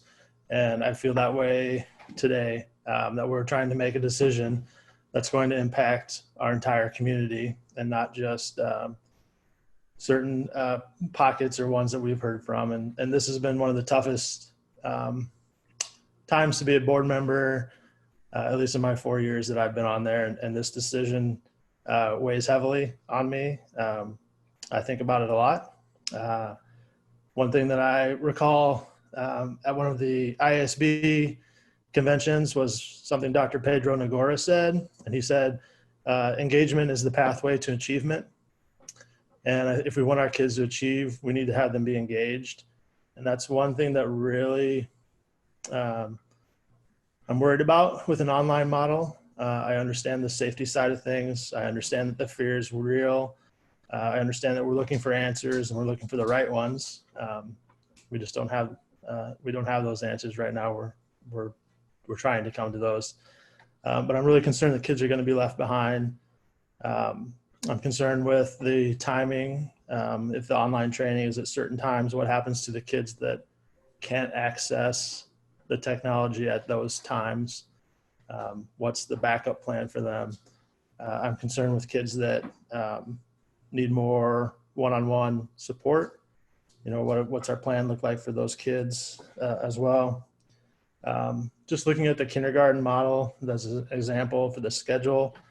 If I read it right, and please correct me if I'm wrong, but it starts at 8 in the morning and they basically have almost 4 hours of continuous time with no real breaks built into there.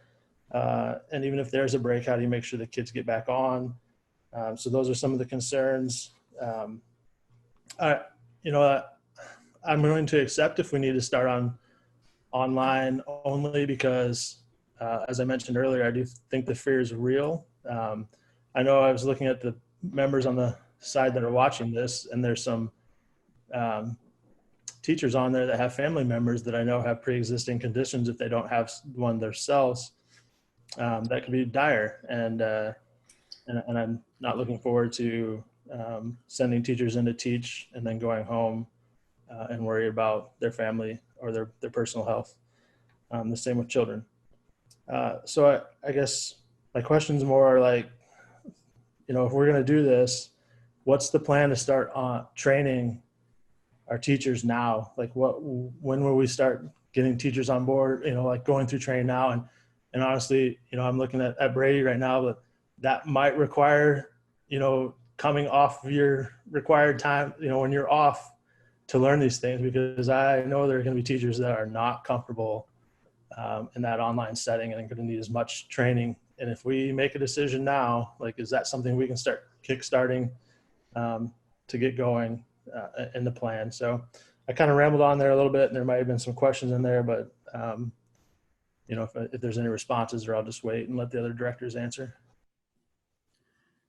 Paul, maybe without answering all your questions, I would just want people to know we're concerned too. I mean, those are, you know, and I think you did a nice job of stating both sides of that, right? I mean, the health and safety consideration is a hard one to stack up against those concerns. And, you know, I think several of you in my individual conversations or with conversations with administrative team members or teachers on some, you know, it's one of those scenarios where it's a bad decision over here and it's a tough decision over here. It's, you know, both, no one's asked for this. No one wants to be in this environment. We don't want to be in this situation. And we know that there's costs of both ends. And so totally understand and empathize, and would want people to know we're concerned about those very things too. I love the quote about the engagement piece, and that's our goal. I think the thing we have to also try to make sure we talk about is that online learning this fall will look different than the emergency learning that you saw in the spring from the school district. And yes, the expectations will be increased. And yes, that's also going to have some unintended consequences that you just spoke to there too, about, you know, the expectations for kids and what we're able to do while they're at home, and supervision and care for those kids and things like that. Those are all very real ones. And for us, I think the urgency around knowing the direction we're going gives us a better chance to start solving those very questions you just asked around teachers being prepared in the ability to be successful to deliver in that online environment. Also for parents to know what they're working with as we enter August 24th. So thanks for that.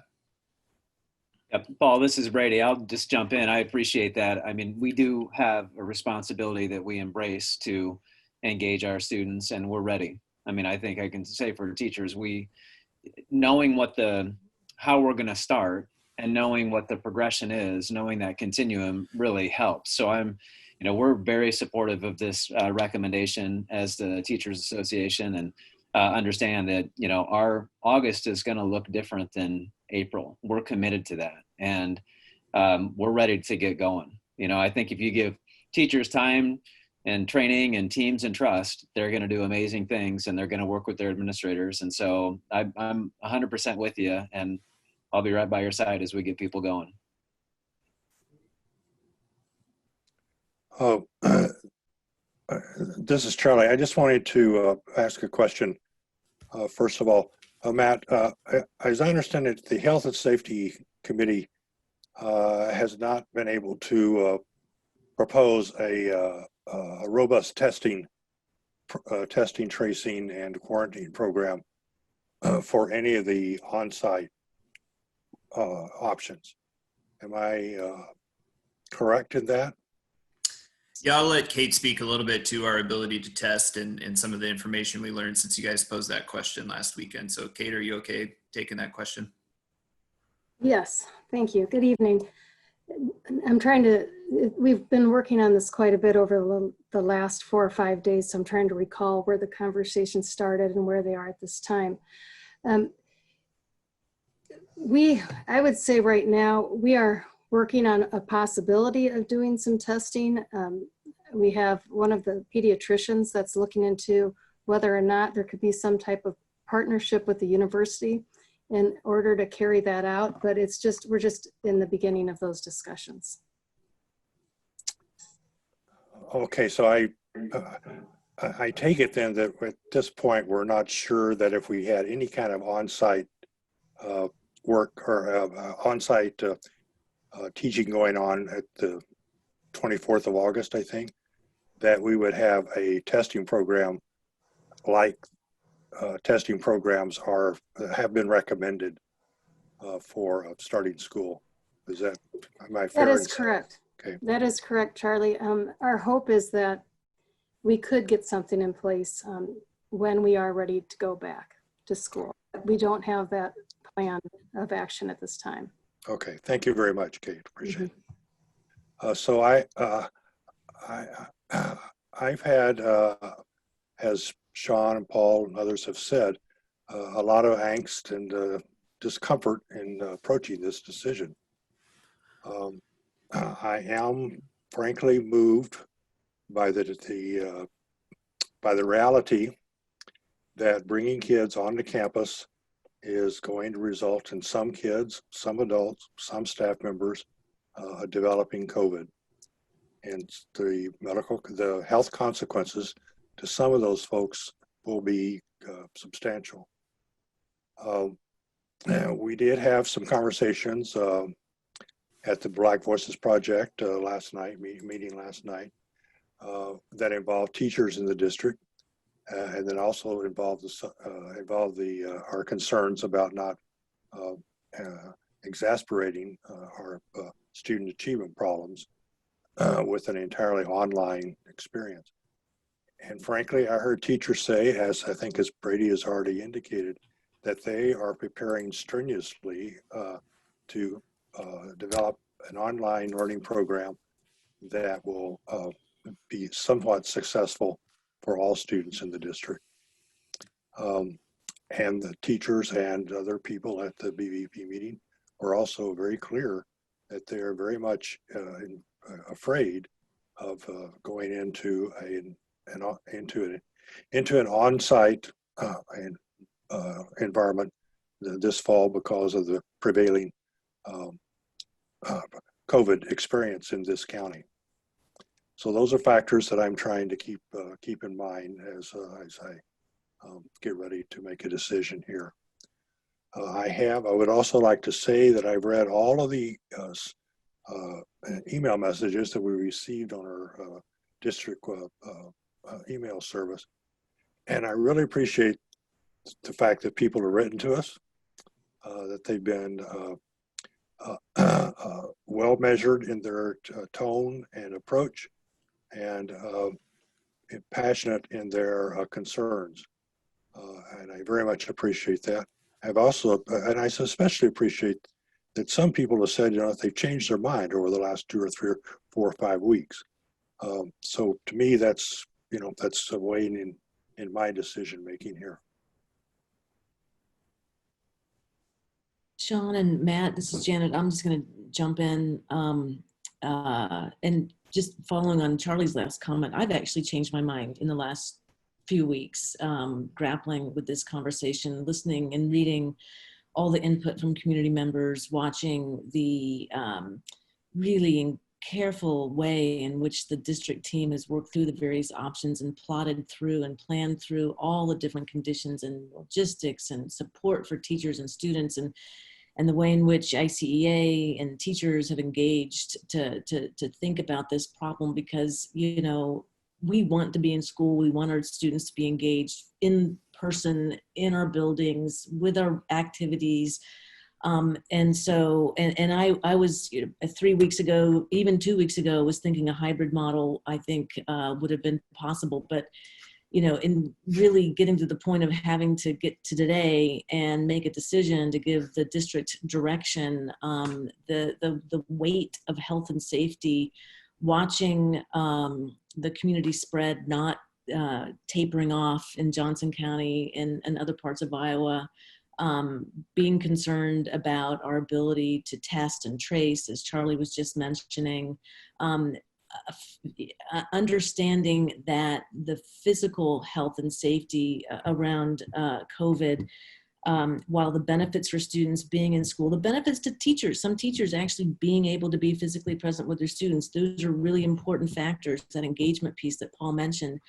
But the concern of COVID infecting anybody, a student, a teacher, a faculty member, a staff person, taking that virus back to their home, spreading it to other family members, that for me became a really, really pressing concern and became the precedent for me, and why I support the district's recommendation for starting the school year in a continuous online environment. I feel like we need to take action in our community to stop the community spread. The effects of COVID are dramatic. It's preventing us from getting back into our learning. It's preventing us getting back into our way of living. And we need to try to stop the spread. we have to wear masks. We need to social distance. We need to not go places if we're not feeling well. It's real. And if we don't take steps to stop it, it will continue to persist, and we'll start school and have to cancel school. It will persist longer. I believe that if we can do a really good job in the next month, 2 months, monitoring, controlling, practicing safety measures that have been prescribed, that have been demonstrated to slow the spread and start containing the spread, I think we can get past this, but I think we need some more time. I don't think we're ready to go back into our school buildings. There's just too many unknowns, and too many safety precautions just are not quite available to us. I have a high degree of confidence that, as Brady was talking, that our teachers will rise to this occasion.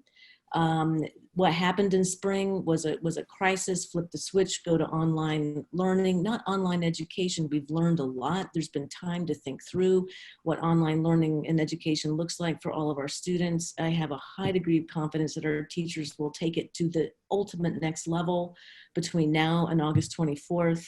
And I feel like that is a better solution than putting our community at further risk of the spread and the really tragic consequences that can come from the continued spread of COVID-19. I do have one question, and that is sort of what your decision-making process, and maybe you haven't gotten there yet, Matt, in terms of how are you going to be evaluating? I think you mentioned kind of on a monthly basis. What's your thought process on thinking through kind of reevaluating if we move into this online mode to start the school year? How are you going to think about, are we ready to get into a hybrid or a physical learning experience? Just curious your thoughts on that. Yeah, so I think that's a piece. Well, we definitely need to come back with some information around. We started with, I think, as we thought maybe where we were at 2 or 3 weeks ago about the potential to be on site. And so we had come up with a lot of protocols and shared those for you guys about how we would pull out of that situation, in a sense, on the district building and classroom level.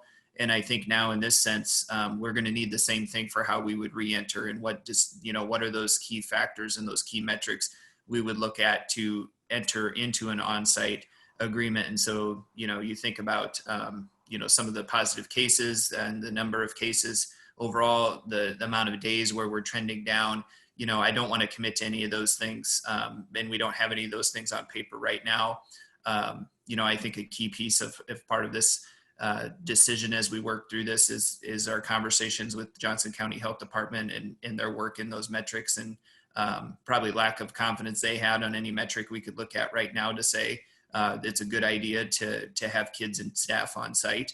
And so I'm not sure we'll exactly get all of that information from them, but I think similar to how we produced that document that showed how we would need to almost retreat or pull back from a classroom building or district experience, we need to do something for how we would step into each of those circumstances too. And so I think that's a critical point for us to have in the next week or two, so that as people know that we're going to reevaluate this on a continual basis, that they almost have a goal of what we're working for as a community here, right, Janet? I mean, I couldn't echo your comments enough there about things that not only if we want our kids back in school, but if we want our community to recover from this, there are some things we have to commit to doing, and we have to commit to wearing masks. We have to commit to staying home when we can, and when we don't need to be in different spots and congregating with large groups of people.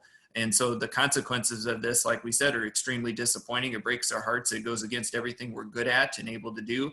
But in this situation, when the ultimate price is so extreme, it's hard to reconcile. And I think recommend to do anything different to the group right now. And so we will come back with those. I think that's a commitment from our team to develop that and come back to you with those, but we don't have those down yet. Okay, I'm just gonna jump in. So I just want to start off by thanking our administrative team for being willing to come forward with a recommendation that I know that you guys struggle with. That's not popular because it is going to hurt some of our already hurting families. But I do appreciate the fact that we have an administrative team willing to lead us when we've been utterly abandoned by our governor and on the federal level, that nobody is willing to stand up and make the decision for us to properly fight COVID and the community spread. So right off the bat, thank you guys for being willing to release an unpopular recommendation, because I know that personally I struggled with that recommendation, because I know that there will be families that are always hurting, are families that perhaps are single parent families that will require the help of sending their child to school to know that they're safe so they can work. And by us putting school online, that is yet another barrier in their path. However, I have struggled with the fact of knowing that if we open schools, we would compound even the barrier far greater by risking their child bringing back COVID to their home. I can't speak for all populations, but I do know that I know several people in our community, and we heard the story last night at Black Voices Project, that they don't go, some people just don't go to the doctor because for whatever reason, they don't trust them, they don't have health care. So my fear is kids bringing back that virus and families not knowing the proper way to treat it. And now we have that on my conscience by opening up schools, that we have even more people sick or possibly dying from COVID-19 in a rush to deal with other issues that we know we face as a district, and just compounding it further for our families. Do I want online learning? Absolutely not. I know that we struggled with some of our populations in the spring, and I know it will be very different. But I do have lots of questions on exactly how that will be very different for our populations who are already perhaps not proficient in some of our areas, and our special education students. We have to make sure that starting online, we don't further devastate these populations by not ensuring that we have that 110% commitment that I know our teachers are capable of, but also our administrators, because I don't want us to have families saying that they don't have internet, that they don't have district devices. So I do have questions on what work are we doing right now to make sure those incoming kindergartners will have what they need to be ready to go on day one, because we cannot wait till a week before school and all of a sudden find out that there's so many kids without the resources they need. I also have questions on, I know the decision is going to be August 1st, but how can we be in good conscience roll out fall sports and extracurricular activities when we're not bringing kids on campus? That's, I mean, we have to have a serious conversation about doing that, because if the numbers aren't going down, the risk isn't going down. And we see even at the university level that they're having people in their athletics department testing positive almost on every other day basis, that I see the headline that there's 4 new people that's tested positive or 5 new people. I don't want to risk anybody taking part in activities on site testing positive. There's also questions about before and after school program. I know a lot of those are, you know, separate entities, but if we're allowing them into our building, we have to make sure that they're not only following DHS guidelines, but those are our kids that they're serving, that our kids are staying healthy and having their needs met. I'm thrilled to hear that we'll do the lunch services, because that is very important to make sure our kids are going to be fed and the meals are going to be served. But I'm getting questions like Charlie and everybody else in our emails, both at work and my school board email. What does that mean when families are at work and they can't come pick up that meal? How are we going to ensure that kids that don't have transportation to drop-off sites are getting the meals that they need? I get it. I was not thrilled about having a decision of sending folks back into the building because personally, totally selfish, I didn't want that on my conscience. That I know that I made a decision where then I impact even one teacher, one staff member, and especially one child who walks away with COVID-19 and ends up infecting others. It's not an easy position that we're in. And I respect that. And I know that all of my colleagues on the board, we've all struggled with this. I think I've talked to most of all of them, that this is not an easy decision. And I know it's not a popular decision, but I just want to end this with a plea to those watching. If you're unhappy with the decision of being online only, we need to get our numbers to go down as a community, plain and simple. We need to stop the infection.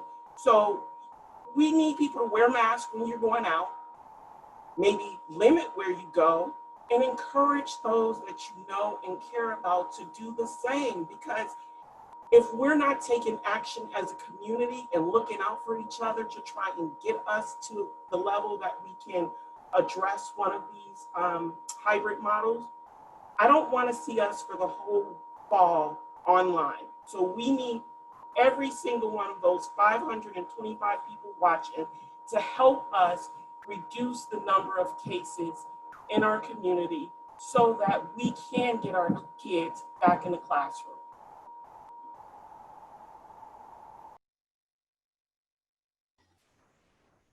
Wow, Ruthina. I'm going to vote for you again. Just saying. I can't say anything at all better than what Ruthina said. But I agree with everything everybody said. It's been such a hard decision. And you know, just to start at home a little bit, you know, I don't know if anybody's going to be more upset if we don't go back to school than my daughter, who's an only child and is really, you know, struggling. But when I started to talk about what school might actually look like with her there, she's like, yeah, she doesn't want that. She wants what we had before COVID. As far as, you know, the kids go and engagement, the kinds of things you have to do to engage kids, our teachers aren't going to be able to do. The kinds of physical proximity and the kinds of the kind of learning that happens in an engaged classroom, it's not going to look like that. And probably even when we return eventually, it's going to be very different. And so I think that's important. You know, the other thing is, I'm back to work, so I teach every day, right, in my PPE at the hospital. And every single one of the kids I'm teaching has a negative test already. So I know they're negative. And that gives me a lot of security. It's not perfect, but they have a negative test and they get one every 5 days. And as Kate said, there is no way we're going to have that capacity. And frankly, without testing, you know, people talk about a vaccine. There's a lot of viruses in the world that don't have a vaccine. There's a lot of viruses in the world that just stay with you your entire life and cause you problems throughout your life. And we don't know enough about COVID to take these risks. Obviously, death isn't acceptable, and neither are the ramifications of just getting COVID and supposedly recovering. So until we can get to that level, you know, where we know we have enough testing available, so if something happens, we can quickly contact trace it and figure out where it comes from. I think we're going to be putting our families, our students, and our staff at incredible risk that isn't worth it. By the way, it's the same for sports. If we don't have school, there's no way we can have sports. I mean, of course, you can't play football in a socially distant way. So I just think it's across the board. You know, I've also had the experience of working with the type of student who it is impossible to engage them online. They don't have the capacity to do that any more than maybe you get to say hi to your teacher for 5 minutes. And so that's why I do think maybe having some leeway from that 0, I mean, 25%, I know that's kind of an arbitrary number. I think that's very high.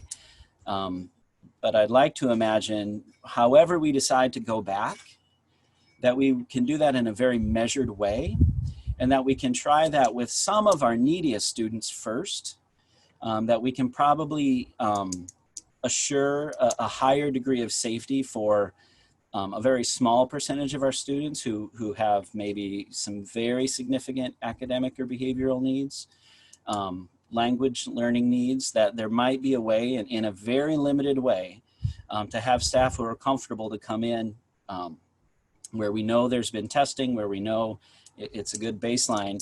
And I think however we start to come back, that might be a way to do it as well, to slowly, show an example of how we can do this safely with 1 student and 10 students, and how we can maximize. I don't believe we're ever going to be risk-free again.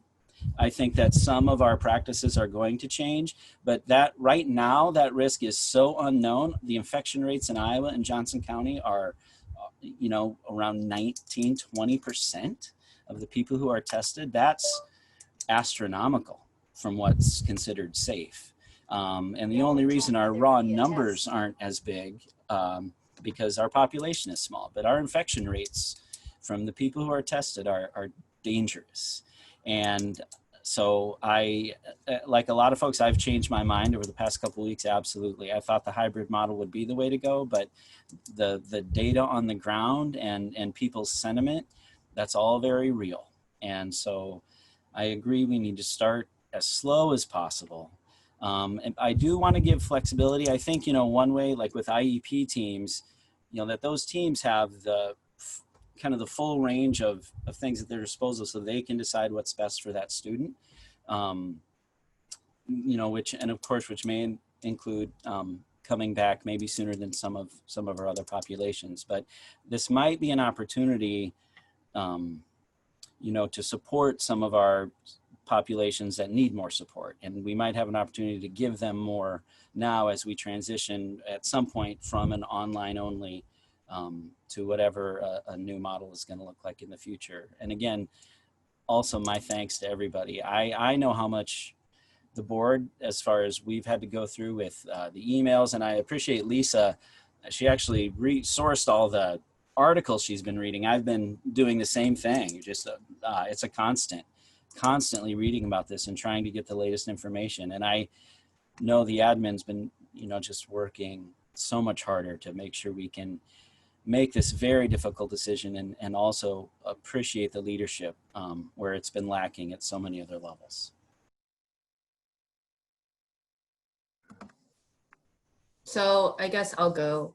I am so incredibly frustrated. That's where I am. I'm just, I believe that we can get kids back in school and we can do it safely.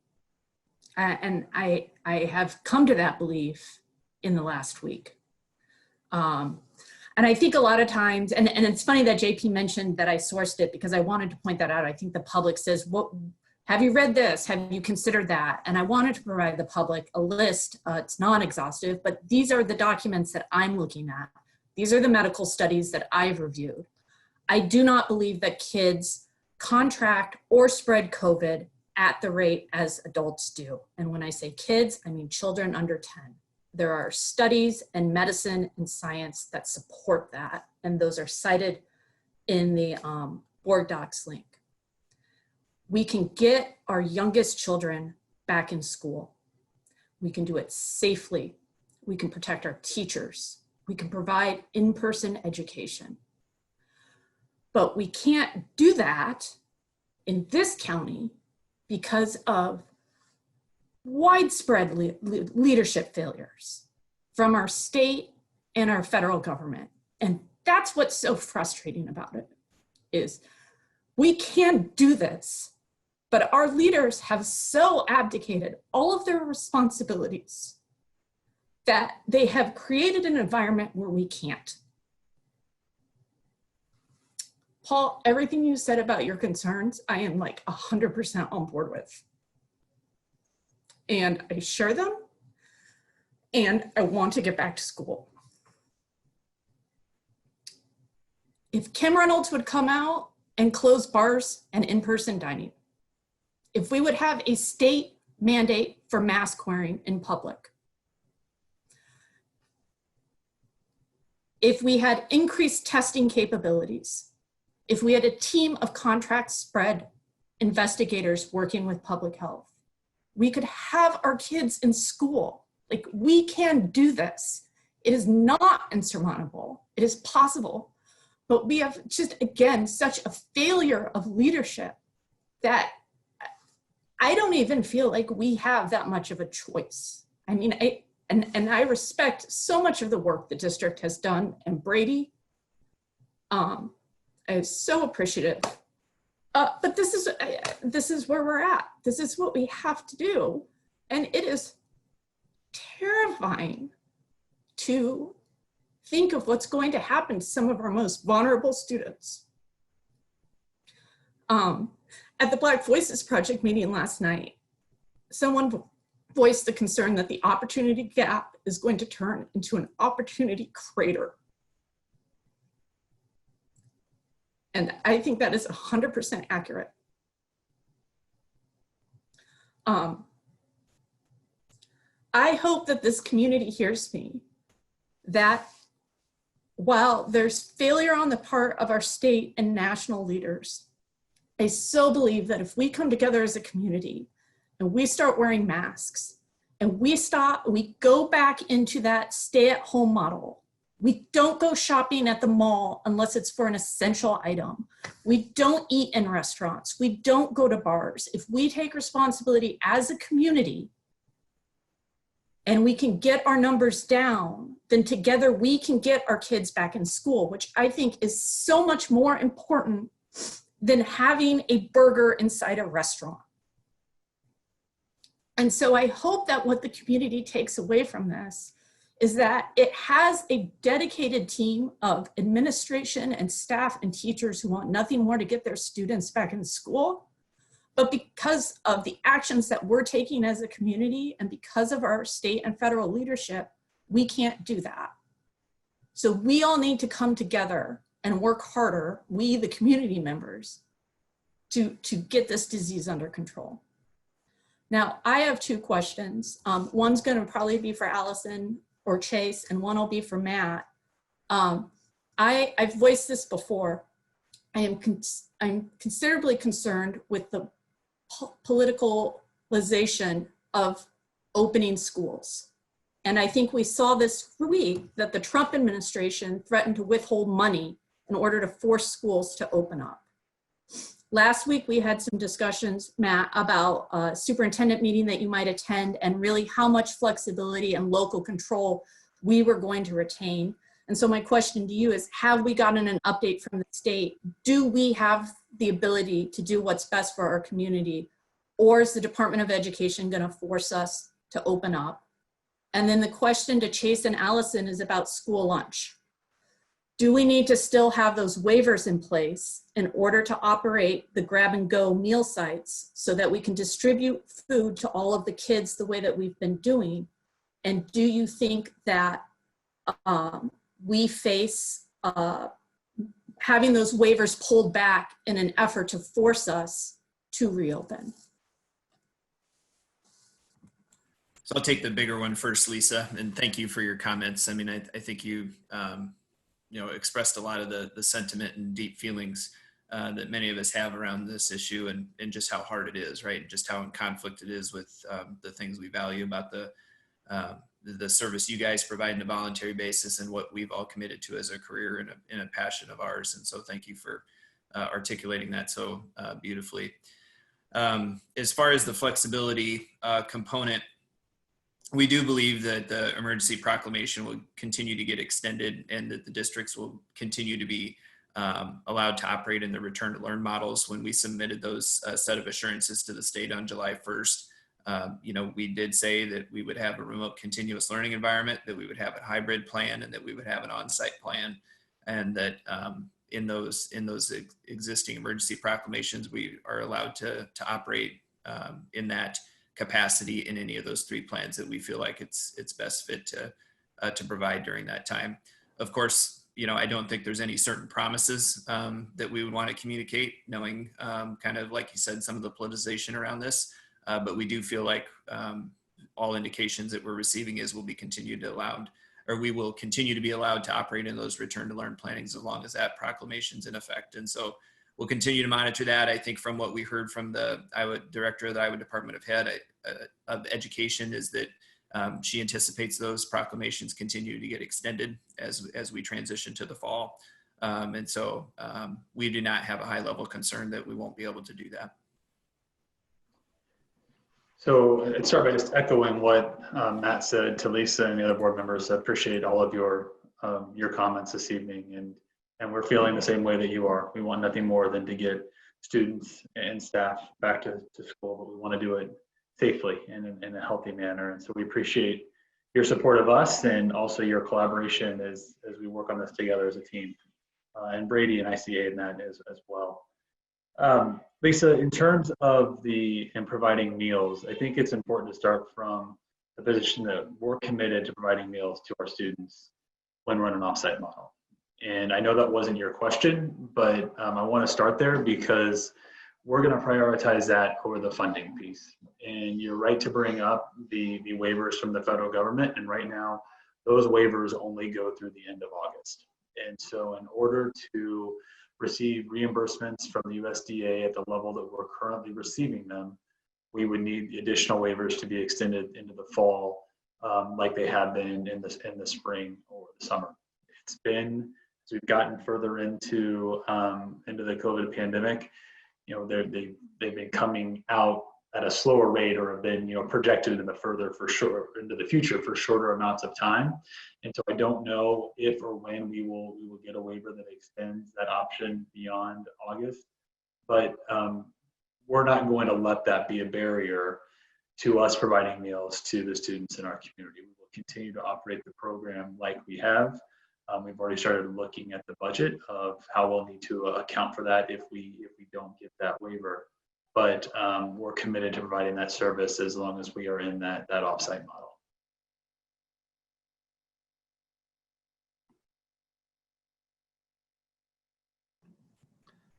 Okay, I'm going to take my chance to jump in, and I'm finding it hard to kind of follow up on after some of you have spoken so eloquently. I think this has been the most difficult thing. I think Paul mentioned it in his 4 years on the board to try and do, and I've mentioned it to some other specific folks, that of all the controversial decisions that and votes that I have done while I've been on the board, I feel I've always been very, very confident in how I came to that decision because I was on the correct side of right versus wrong. And this is it's been a struggle to figure out what is right in this circumstance because it all feels very wrong. Many of you have mentioned that your opinions on things have, changed in the last couple of weeks. I think if we go back 2 meetings ago, I think I was probably the most strongest supporter of just sending the kids back to school. And I think as I look back on that, it's because I wanted it so much. I just wanted it. And I think that's kind of where we're all at, is that's what we all want. And knowing that none of us can really get that in a safe, meaningful way. And it has been extremely difficult just navigating these waters. So as I'm looking at every one of your faces there, I feel you. I know what you've all been going through because I've been doing it. All the hundreds of folks that are listening in now, I feel what you've been wrestling with as well as you've thought about what's best for your families and your children and your spouses and all of that. I will echo Ruthina and Lisa and whoever else talked about how we really need to get the community involved in how we're going to move out of this. I have mentioned it to Matt, and I will put it out here for everyone that the most important thing that we can do as we move forward here is having those metrics, those numbers of how we are going to step back into school and where we're going to get those numbers, and to then let our community see those very publicly, say, this is what we got to get to, and here's how you can all help to get to these numbers. And if we get there, you can expect that we will move forward in getting our kids back to school. We need to be very clear about what those numbers are and where we're going to get them from. If you look a million different places, you're going to get a million different numbers right now in our community, and that's been a very frustrating piece to this as well. You never quite know what data to really listen to. So I think that's very important, but we have to tie it all in together, saying here's what we need from you to get to this very specific point in number of cases, positive tests, things like that, right? In order to move forward. It is what we all want and need, and it's what's best for our students and our staff, is to be doing the work that, you know, they're meant to be doing, right? But I would agree, this is where I've changed. We are not in a place that I feel comfortable sending my kids back into a crowded school, and that kills me. It really does. I know I'm fortunate that I don't have young children at home, so I don't have to deal with that. I can't even imagine the hardship that is going to put on people. As you know, Ruthina said, it is going to be hurtful for people, and the alternative is terrible. I'm feeling it from the other end of it with a incoming senior, and I felt so bad for our seniors last year and what the end of their school career looked like. And I look forward to my son's senior year and have no idea what it's going to look like. You know, most of you know my kids are music kids, choir and band and things like that. I can't imagine that stuff working anytime soon. Or if it does, I would love to hear from the teachers how they plan on making that work, because I'm sure they've got ideas. So my head can't wrap around it, so that scares me. So I think, like most of us, we've gotten a bit emotional about things. So I'm going to try and bring it back to some actual tangible questions that I think you guys can answer. And I'm trying to see how many I have. I have 3, and 2 of them are really short. So I'll ask them first, and then I'll hold off on the little bit longer one. One, you mentioned for full offsite with our teachers having the ability to be in their classrooms to do their teaching, their videos, or whatever they're doing. I know we had some community comment a while back about being able to effectively communicate via these videos and things like that. Would a teacher, if they were in a classroom by themselves, after they've gone through whatever they need to get into the building, wearing PPE and testing and things like that, would they be able to teach in their room without a whole bunch of garb on? Or are there things that we are going to do to help communication in that regard, microphones or whatever else we need to do there to make that a better system? It's kind of a yes or no for the most part. And another tech question for Adam. I know that one of the things that was a problem in my house as we've kind of ramped up how much kids and adults are doing things online at home, it became a bandwidth issue much more so than a hardware issue. We all had a device, but we all kind of, early on, we took turns kind of whether or not I was streaming a work Zoom meeting, or my wife was, or the kids were doing some learning. We kind of were able to spread it out. And as we move to a more scheduled learning, where everybody in the house might be using a device at the same time, I don't know what supports we can put in place to make sure that the bandwidth is increased, because I had to increase it from my company, my provider, in order to meet my needs. So I don't know, we can have hotspots and things like that to give people access, but I don't know what the limitations of the access are. So those would be my 2 short questions. They were a long question, but a short answer. So PPE for teachers, or what they get if they're going to teach in the classroom, and then bandwidth. And then I'll come back with another question. So Adam, I'll take the first part and then hand over the second part to you. And Sean, I think really what you talked about going through our safety and health check protocols coming into the building, making sure we have social distancing protocols in place, and having PPEs while they're going through the common spaces in the building. The expectation of allowing them to use their classrooms is a single teacher would be in his or her classroom by themselves doing the teaching. And so if the door closed in that large room by themselves, they would not need to wear their mask in there by themselves while they were doing teaching. Would allow to help them communicate. And in some ways it feeds into your second question. We'd heard concerns from our staff about bandwidth when they're trying to teach from home. So we think providing this opportunity not only allows them to have more access to some of the tools of their trade, it also helps them with some of the bandwidth concerns they might have been having at their own home. So that's the short answer to your question about teachers teaching from their classrooms. Adam? And to the question about home bandwidth, our efforts so far have really been focused on providing connectivity at home to families who don't have it at all, and that's been our primary focus. However, we've been working with the ISPs that service all or portions of our district to also try to work out opportunities that we can share from the district for those families who may be in a position to afford internet access, but who don't necessarily, as you mentioned, have sufficient bandwidth, that sort of thing. We're trying to work out an arrangement such that our families would be able to get access to a sufficient level of service from the ISPs. There are a couple of difficult factors there where this goes, to some extent beyond us as a district. We saw ISPs across the board really get slammed in the spring when suddenly so much was being done over home internet connections that generally hadn't been used in that way.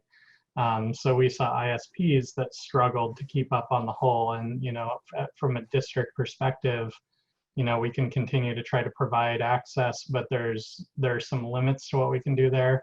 I know that most of those ISPs have been working to improve their capacity for the fall. I mean, schools aside, we know already, and Director Godwin has talked about this, that a lot of employers have made moves to, make working remotely possible for their employees. And so we know that ISPs are trying to beef up their infrastructure a little bit to be able to handle that better. It's our hope that that will have some impact. One of the big challenges is that most ISPs are oversubscribed. They sell you X amount of bandwidth, but they don't actually guarantee that amount. And so if everybody in their client list is using it at a high level, the amount you're actually getting is far less than you're paying for. So we are trying to work the angles both of providing services to families who don't have it, but also providing opportunities for families to maybe get improved service at an affordable price. That'll be a little bit of a work in progress though, as we move into the fall and see what the infrastructure landscape really looks like. All right, thank you for those. So I do have one more question, and it's probably a bigger one, and you might have several people want to weigh on this. So I want to make sure that everybody, kind of listening in, and everybody, even on the panelist side, really understands what the difference is between kind of the offsite learning that we're planning to start with versus the online learning program, right? And I think the best way to help illustrate the difference in my head anyway is to describe what it would look like if we start completely off-site and teachers are teaching class and we have schedules, right? And then we decide that we're ready to move into the next step. That's a hybrid model, but a family does not feel ready, right? So they will then opt out of moving into the next step and jump into the online learning program. Is that what, do I have the right name of it? Which is a different thing. And so I guess I would like to hear kind of discussion of how that change would happen, or what that transition would look like, and really what they're going to see in the difference there. Because I think that is a very critical thing for people to understand, that there is a difference, they're both going to be, you know, I think as people have said ad nauseum, much better than what this spring was, but they are different from each other. And so I think that's something I'd like to just get, you know, maybe a kind of a high level picture as to what really is the difference, so people are really clear on what that means. Yeah, thanks, Sean. I think one thing we'll want to continue to do is spend a lot more time on some of these finer points as we go through the subsequent meetings. I think tonight for us is a definite potential liftoff point so that we can start bringing conversations and many more detailed plans around some of the specific points that you guys have all brought up. I would say in specific to the one-year distinction you're making between the Iowa City Community School District online learning program and what it would entail for a family in difference compared to just doing remote continuous learning for a student because we're not on site. And so in substance, we would anticipate some things being similar from the standpoint about looking at, you know, if you take an elementary student, some of the schedule looking the same, but I think you start to note around the key point being a little bit different when we get to that point about now we're ready to transition to an on-site environment, and that student and family don't feel that that's the best fit for them at that time because of a health and safety issue. And so as we've worked on this the last few days, what we've talked about is also trying to look at length of commitment people would need to make for a fully online experience, and if that program then is the right fit for them. But we need to, you know, continue to share details about what that program looks like, what remote continuous learning looks like, to your point there, so that people can make an informed choice. If they know already that conditions may not change enough to improve for their situation, we don't want them to have to change teachers and transition that multiple times throughout the year, depending on what the district decides to do versus on-site, for on-site versus off-site. And so that'll be an important communication point on the front end of this. And I think we can continue to line those two up next to each other, talk to families about what the difference is, use our communication vehicles. We've talked about obviously trying to improve the way and method we communicate with families so that they understand that. I think we anticipate doing some more video conferences with families, either at the building or district level, so they fully understand their options and can get questions and answers explained. And so that this isn't the only opportunity to hear us talk about it in person as well. And so I think, Sean, maybe the easiest answer out of that big high level answer I tried to give you is that really for families, if they think they're going to need an all year online learning experience, then we are going to try to get them to engage in that K-12 online learning program, because that will avoid the transition point conversation for them. Because we do hope and we do expect that our community is going to come together, that we are going to get the pandemic under control, and we are going to be on site. But even at some level of risk for some families, that's not going to be a good fit for them. And we don't want them necessarily needing to mess with those multiple transitions. So as far as any more substantive conversations about how those might look, I would turn it over to the academic team and Adam to talk about, you know, maybe schedules or some of the actual substance of those courses. But that's the high level overview I'd give you. So Adam, anything you want to provide in addition there? I don't know that I know of specifics that I think we would add at this point. I think you covered most of the key points there. Okay, thanks.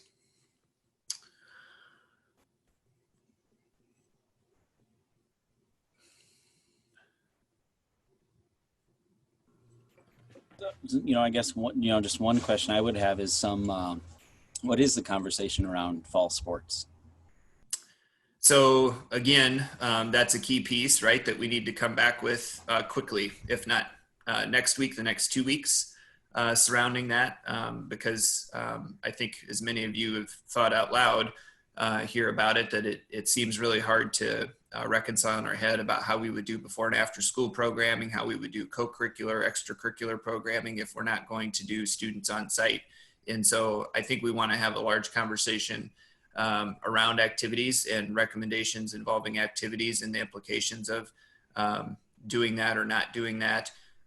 Again, some of that could be tied to how the state has decided to handle that conversation and students' ability to leave the district or stay in the district if we don't have some of those activities. Not saying that that's a lever point to do it or not, but I think we just want to be aware of all of the implications surrounding the decisions in that regard. I would say the other thing that people are going to ask questions around is, well, why are you doing baseball? Why are you doing softball right now? If this is your recommendation for the fall, I would say this is us trying to probably make sure that we are making local decisions that are best for us. That the state did come out really quickly with decision that you could start baseball, that you could start softball, you can start summer activities.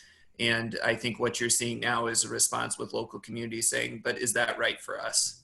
Is that the right decision for us to take? And having the courage to have the conversation around, just because we can doesn't mean we should. And so our baseball and softball programs have done the best they can in those situations, or other activities we've tried to do have done the best they can. And but we also see some areas, you know, that are concerning, right? That we've shut down teams, or other districts have had to shut down teams because even with best intentions, some of those health and safety protocols either aren't enough or they're not employed consistently. And then we see increased infections and we have spread. And so I think, JP, to answer your specific question, that's our next topic to have with you next week, is what to do with activities. That if this is the decision and the desire of the board tonight to not do on-site instruction on August 24th and do that off-site, then we need to also decide about some of that wraparound service that we provide, whether it's before and after school programming or extracurricular activities at the secondary level. Thank you. Just have some follow-up questions that I've kind of jotted down as this has gone on. Matt, will you, and this has kind of been asked, but maybe not answered, but will you start to develop some trigger points and some like actual numbers or guidelines for when we might shift to the next phase? And the only reason I asked for that, for having specifics, it's kind of like our legislative priorities. Like if we have a number, the rate needs to be at X, right? Before we consider that, that would help do some of the things that Ruthina and Lisa had asked, hopefully in society, is like, listen, we got to get to here. You know, if we just have that, like we're going to go out, we're going to go back when it starts to go down. That might not push people to follow those guidelines. And I say that because not everyone in our community is invested, like the 500 plus people that are watching this, in what happens in K through 12 schools.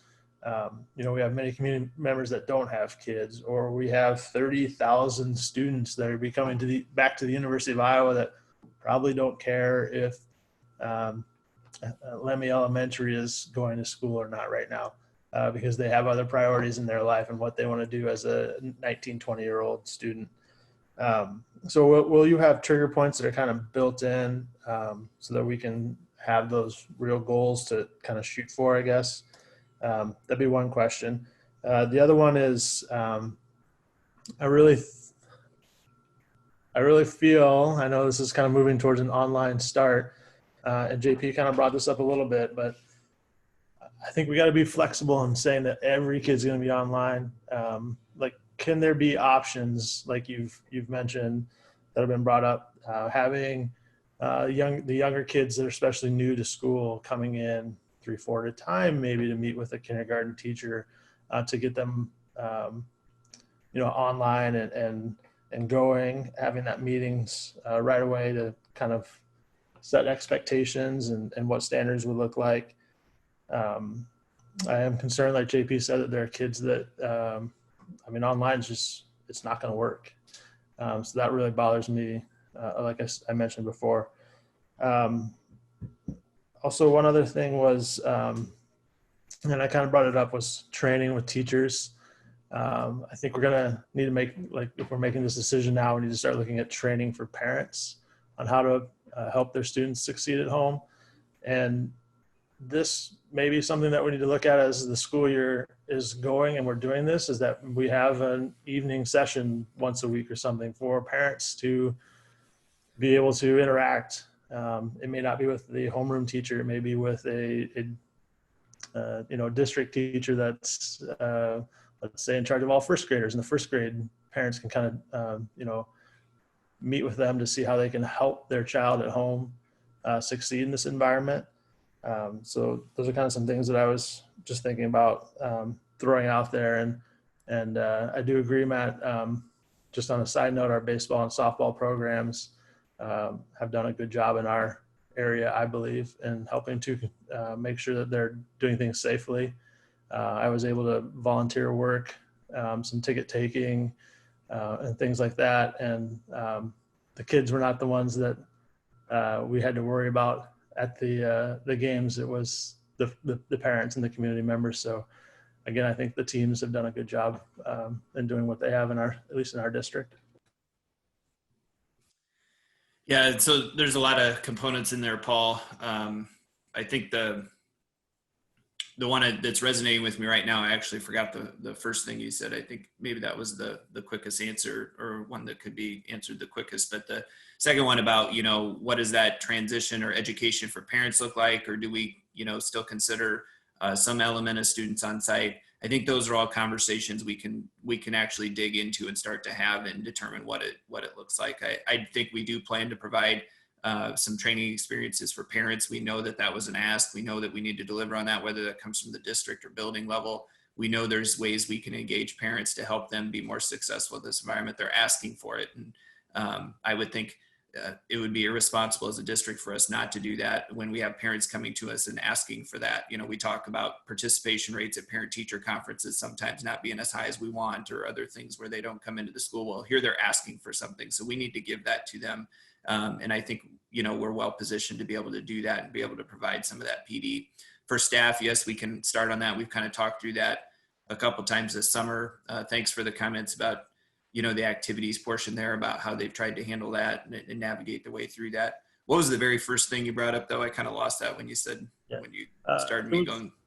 It was the part about having specific trigger points for. Oh, yes. Yeah, we will do that. The thing I probably just need to be transparent with you guys on, those are going to be locally developed, right? I mean, I think we're going to use that guidance from what we can potentially learn from all the different resources you've seen us use and present to you in the past. But we are going to have to locally develop those. And those will be things that we have to try to make some decisions on. But I am still confident that we can put something together that would be workable for us to look at. And if nothing else from this conversation, hopefully give ourselves a goal that this is where we need to get to. And this is what we would need to see rates look like for us to feel comfortable to start to bring kids back onto campus. But we have enough information and data to support right now that this is not the time.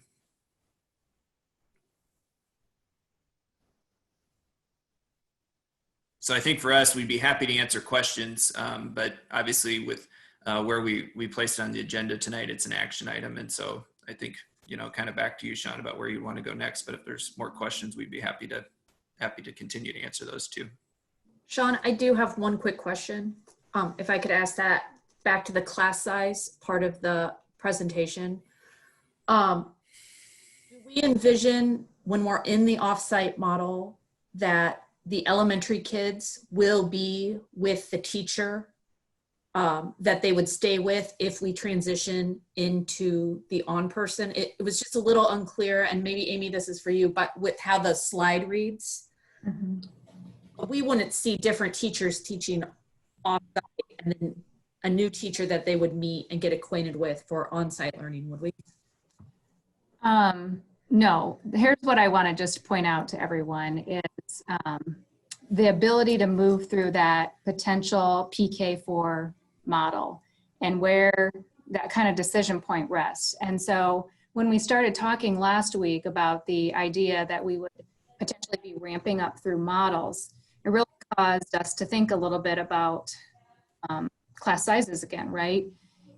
If you think about our RAM that we just approved, or had you guys approved at the end of June, if you took out that PK through 4 model, the current RAM that we have approved really works, no matter if you're in any of those models. And I'm not saying that it doesn't work in the PK4 5-6 rotation for elementary kids. But what it does do, and I just wanted to make sure that you're well aware and point out that when we bring PK4 students on site, that in the current RAM model, that would mean that our buildings that are staffed at level 3 or level 4 or level 5 could potentially have class sizes in that 3rd and 4th grade sections of 28, 30, and 32. And that's why we have told you, giving you the other scenario, which is if you just look at the available FTE and spread it out, you're roughly looking at approximately, again, our numbers are rough because we don't have solid enrollment figures, but, and if nobody was selecting the online program, we think we could get to a maximum of 27. And then of course the averages are lower. So it's that ability to take us through the PK4 that I just want to point out what happens in those scenarios. So you can really operate in your RAM as is in most models. Where it becomes a little bit problematic, thinking about just the numbers that you could be looking at then at PK4.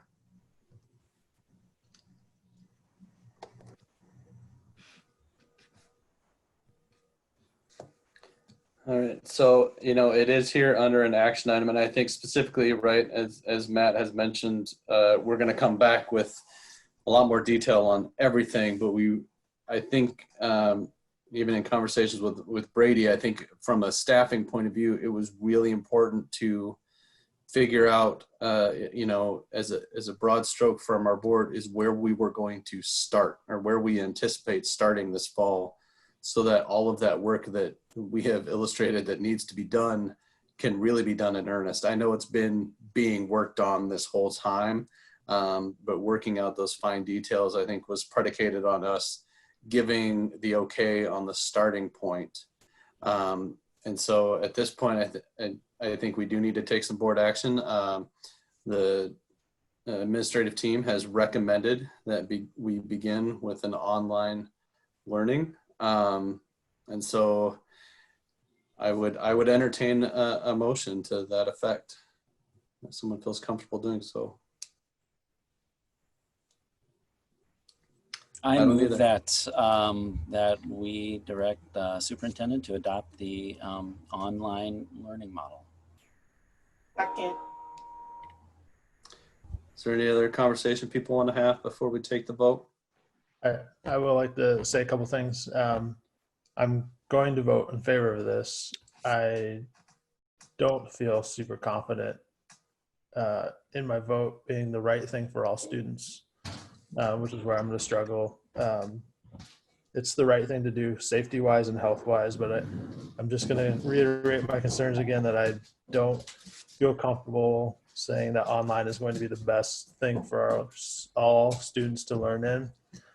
So I really hope, if this passes, that we work very hard to make sure that all students' needs are met this upcoming year. That's something I'm very concerned about. And the only reason that I would be hesitant to vote the way that I am today is because I'm extremely concerned for those kids. And when I can't remember who said it, Lisa or Charlie, used the term opportunity creator, that bothers me. I don't like the gap that we have, and to have a creator is something I'm super uncomfortable with. So I hope the community that's listening follows what everyone says, and we can get this under control so that we can get back to school. Because I think that's what I know that's what we all want, is back to in-person. And that's the best thing for our kids. But it's going to take some work to get there. So again, I will be voting in favor of this, but it does not come without my hesitations.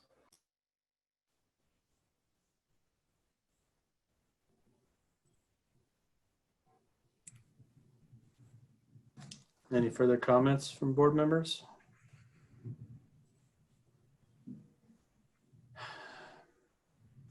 All right, Kim, I think we are ready to vote.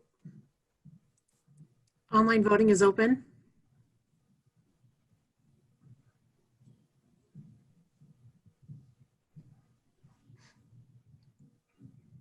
All votes have been cast and the motion carries with all directors voting in favor. And before we move on to the next one, thanks to everyone who has, I think, much like Paul, has reluctantly, voted to do this. I think it's a struggle for everyone, but just thank you for everything you guys are doing, both board members and admin team. Yeah, Sean, can I say one more thing? Yes. Yeah, and so I mean, I would I want to say I understand the emails we're going to receive here over the next week about how this is the wrong decision and the wrong thing to do. And I think you heard both sides of the conversation around this tonight. On some level, it's devastating. I don't think any of us thought that in March, when we did this, I think we thought we were going for 2 weeks, 4 weeks, we'd be back. And that's not the situation we're in. We know this isn't good for our kids and their learning. That's why we put teachers in front of them to build relationships and teach them on a daily basis. That's why we don't do it in an online format. And so in that way, we know that there's going to be challenges. We know that opportunities are going to be lost. We know that the job is going to be harder. It's not going to be easier in that sense. And so I don't want anybody to believe we're sugarcoating it or saying that in some magical way it's going to address all of our problems. I think the foundation of what you hear is we believe because of the health and safety reason, this is the foundational decision we have to make. And not everybody's going to agree with that. And we're going to have to work through that as a community. We're going to have to work through that as a leadership team. But I am confident that the learning will be better than it was in the spring. But it's not going to be an end all, be all either, that we do need to get kids back in the schools, as Paul said. But that can't be a singular effort just by the district forcing students back in there when we're not ready to do that. So thank you. I just wanted to say thank you to the community and thank you to the directors for having that conversation. Because it's truly devastating on some level that this is the way that we have to start, but we have to now put our best foot forward to make sure that's the best it can be. Thanks, Matt. So we can move on to our next action item, which is also COVID related, another resolution on some spending in regards to COVID. So I don't know, Les or Chase or Matt, whoever wants to kind of give a little synopsis. Les, do you want to? Sure, Les, you want to start with this one? Sure. Just to give you a little bit of a background, not to get into the weeds, but back in March when this started, as Matt was just alluding to, we decided to set up an account to put any expenditures related to this. Sometime in early April, the state provided an account that they recommended we should use. Then CARES funding came in the middle of April and provided the direction for that funding. And we continue to have other expenditures related to meeting the needs of our staff and students in the district.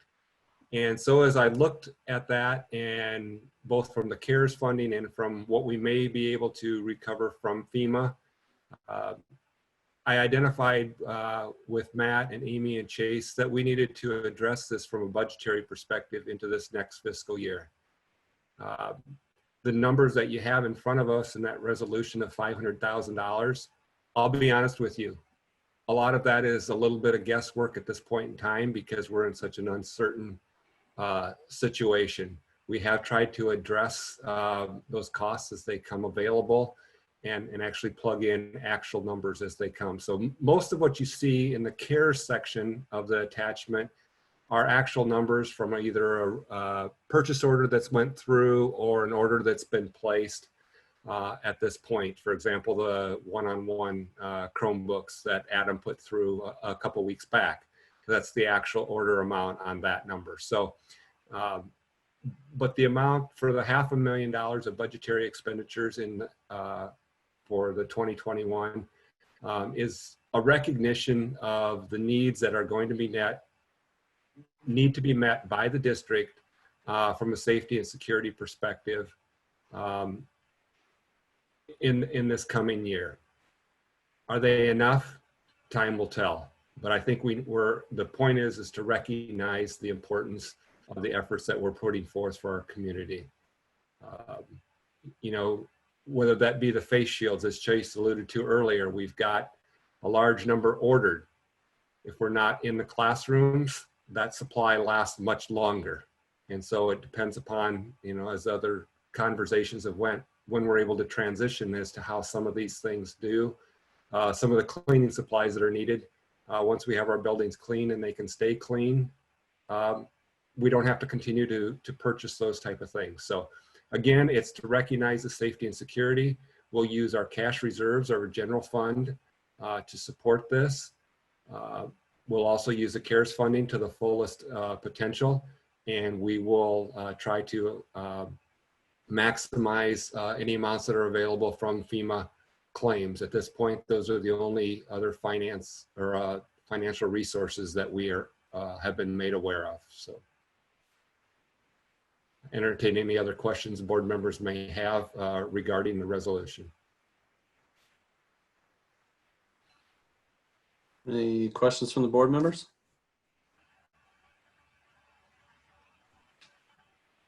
If not, I would entertain a motion. I move that we approve COVID budget resolution July 9, 2020. Second. All right, Kim, unless there's any further discussion, I think we're ready to vote.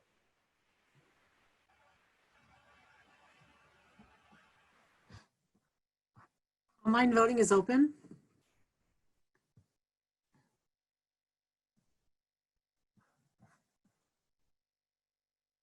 All votes have been cast and the motion carries with all directors voting in favor. All right, and the next two for the rest of the board members get you kind of up these policies that Les has brought, so he'll probably speak to them real briefly, but it's something that we very briefly discussed at P&G. There was some urgency to get these things in, and Les can kind of speak to that. So I think both of them can be talked about together. We'll do separate motions, but I think we can discuss the two of them together. Yes, in working through the process with FEMA, they go through a risk assessment in terms of determining whether they should award funds to an entity. We went through that process with a member of Homeland Security. June 30th, I believe, was the date that I had that meeting. And they have some fairly prescriptive policies that they like to see to indicate that we're addressing risk factors. Some of those are addressed through the annual audit in terms of internal controls and purchasing. And we came through those with a clean bill of health because of our recent financial audits. However, these two policies related to conflict of interest in terms of purchasing and fraud reporting were ones that were recommended and will assist us in accessing the FEMA funds as we move forward. We have our first claim submitted, and we have at least two more that we will do for FEMA based upon certain periods of time. Sean, I just add one thing to that. As the board knows, and P&G, we're going through a comprehensive policy review, and as Les stated, there's some urgency to get these passed out of our normal review policy. And so the way they're slotted and numbered in terms of our current policies. If they are approved tonight, or once they're approved tonight, we're going to add them back into the queue. And as we go back through the 400s, we'll renumber those and make sure that they line up with the policies that P&G's already revised. But given the urgency around what's going on, we need to go ahead and get these passed tonight under the old system. Then we'll just do them again when we bring the new system forward, whenever that is. Any board members have any questions on these? All right, I'd entertain a motion on the fraud reporting policy. Move we approve the fraud reporting policy. I second. All right, Kim, we're ready to vote. Online voting is open.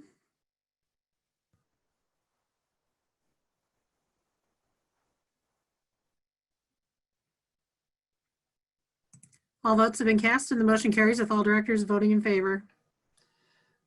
And then the next one, we've already discussed it. So if there's no questions, I'd entertain a motion for the conflict of interest policy. We approve the conflict of interest policy. Second. All right, Kim, ready to vote? Online voting is open.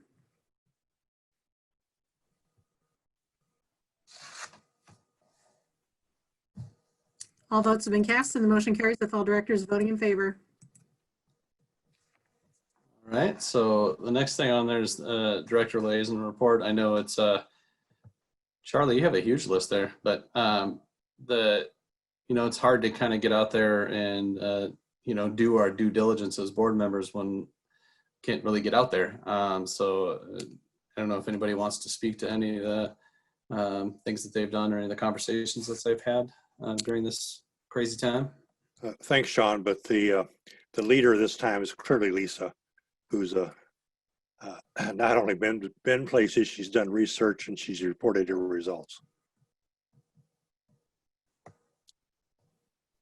I totally spaced out and forgot to give my disclosures to Kim, but I did want to mention that, I had a very good conversation with Councilwoman Janice Weiner earlier this week, and she knew about our meeting with Iowa Freedom Riders, and we just talked at length about some of the things and the approach the school district and school board was taking. So, I encouraged her to reach out to other members because, she had some thoughts and questions, and it was a really good conversation that her and I had. One note I wanted to make, we did have a couple P&G meetings, and I am no longer the chair. So congratulations to Paul on becoming the new chair. So I wanted to make that public record in case people didn't go back and read our minutes when it's published, that Paul is the new chair for policy and governance.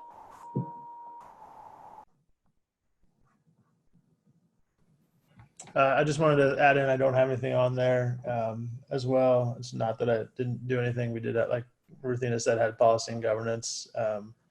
But I also wanted just to point out, I think Charlie said it earlier to the people that are still listening, we got a lot of emails, and I did take the time to read, I can say almost all of them. There's still a list of them that came in today that I was not able to get to, but the voices were heard in those emails. We may not have replied to all of them. We are serving in a volunteer position with real life things happening around us as well. And sometimes those take over the time that we have to respond to those emails. So I just want to let people know that they were heard and those emails were read. Thanks for pointing that out, Paul. That's a really good point. I thank you, Charlie, for the shout out on my report. That was unnecessary. I do just want to flag that yesterday I finished my 21-day challenge, and I cannot express like how meaningful and insightful it was. And if you haven't had a chance to think about it or work on it, I just really want to encourage everybody to, and you don't have to do 21 days. I mean, even when you have a lunch break or a chance, like jump on. But I journaled it as suggested. I attached my journal as a attachment to the director liaison report to kind of give people a flavor of the quick type of insights that you can get from it. And I just would encourage everyone, if you can make room for it in your life, please do.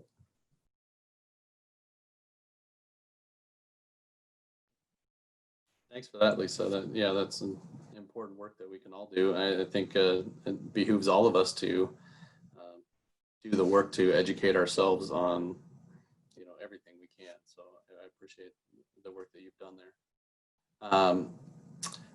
I think we probably are ready to go into agenda setting. Everybody's okay with that. You'll see what's on there is another weekly meeting next week to hopefully get some more of the details that we discussed tonight on our return to learn plan. And then we also have our board meeting on the 28th. Before we really look at that agenda, I will say that some of the things that have been discussed that we need to also trying to work in here, obviously, is earlier tonight we talked about meeting with the equity committee, so we need to find a time that we can squeeze that in.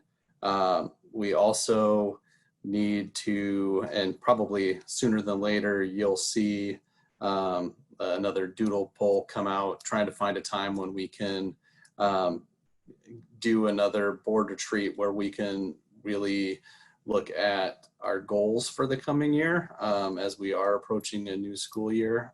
You know, we met a while back kind of looking at where we were at with last year's goals, but we do need to kind of work on what our board goals are for this coming year, which is going to be a very different task, I think. But along with the goals, kind of next steps as we move forward on superintendent search. So we will try and figure out a time that works best for that while still getting very important work done that we need to get done. So those things will be coming, the equity committee and the board retreat. So we can look at the 28th agenda. I would also mention that I think we're somewhere in the neighborhood of half a dozen or so other parking lot items that have come up in previous meetings, and Matt and the rest of the team have been working to try and schedule out when we can get a lot of those things onto different meetings.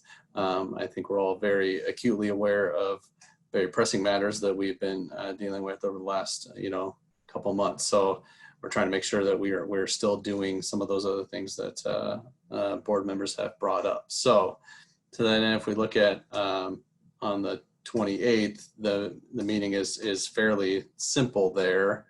I think that, we're going to have a return to learn update part in there, which I'm not seeing on there right now. Is there any questions or any other things that folks would want to make sure that we're hitting sooner than later? And I can let you know if we've already got them on our list or not.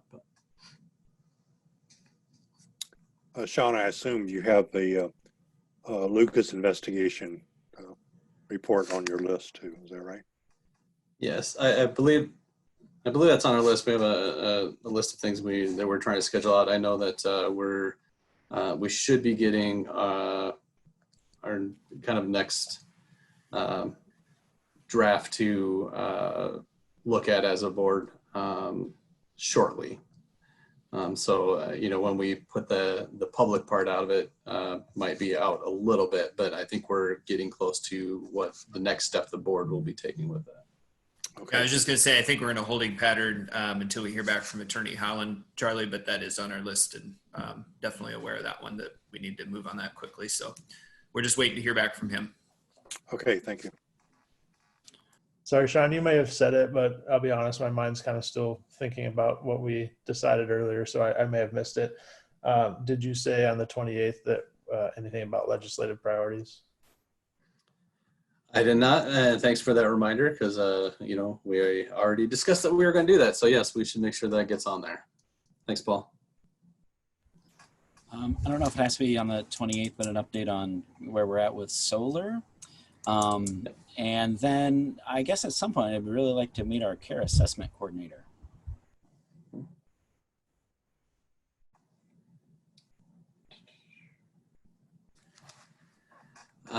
We do have the solar stuff on the list. Meeting the care assessment coordinator, I think, is a good thing. And JP, we're working on that piece on the solar, and Dwayne and I have had a conversation. We're reaching out to try to complete those next steps that you all gave us, and when we have a timeline, I can get that to Matt to talk with Sean and Ruthina during agenda setting. It's easy to do. I did it to you guys the other day, so I think Jason's picking it up for me. Yeah, I think we have our Brangelina. Rushina. That's the one and only time I've ever been compared to Brad Pitt. Thank you. I appreciate that. All right. Like I said, we do have half a dozen things that I know we're going to try and get out there, and we're going to kind of hit them roughly one a month or maybe a couple a month, depending on kind of how they fit into the regular schedule. But I do think we have some important things to do. I think we should probably at least put a placeholder in on the 28th for our discussion on our next steps in regards to the IFR request, because assuming that we get to squeeze in the meeting with the equity committee between now and then, I think we're going to want do that. And if we have a draft resolution, also kind of look at that. So I think we'll make sure we at least have that on there for that meeting. Hopefully we can get the equity committee meeting between now and then, but if not, we at least want to look at that resolution, I would think. Any other thoughts for that, for agenda settings, future meetings, the 28th or beyond?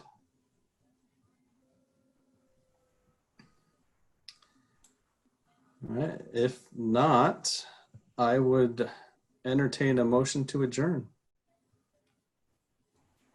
So moved. Second. All in favor? Aye. Aye. I Thank you everyone for your time and your hard work, and we will see you in a week, if not sooner. Thank you, Sean.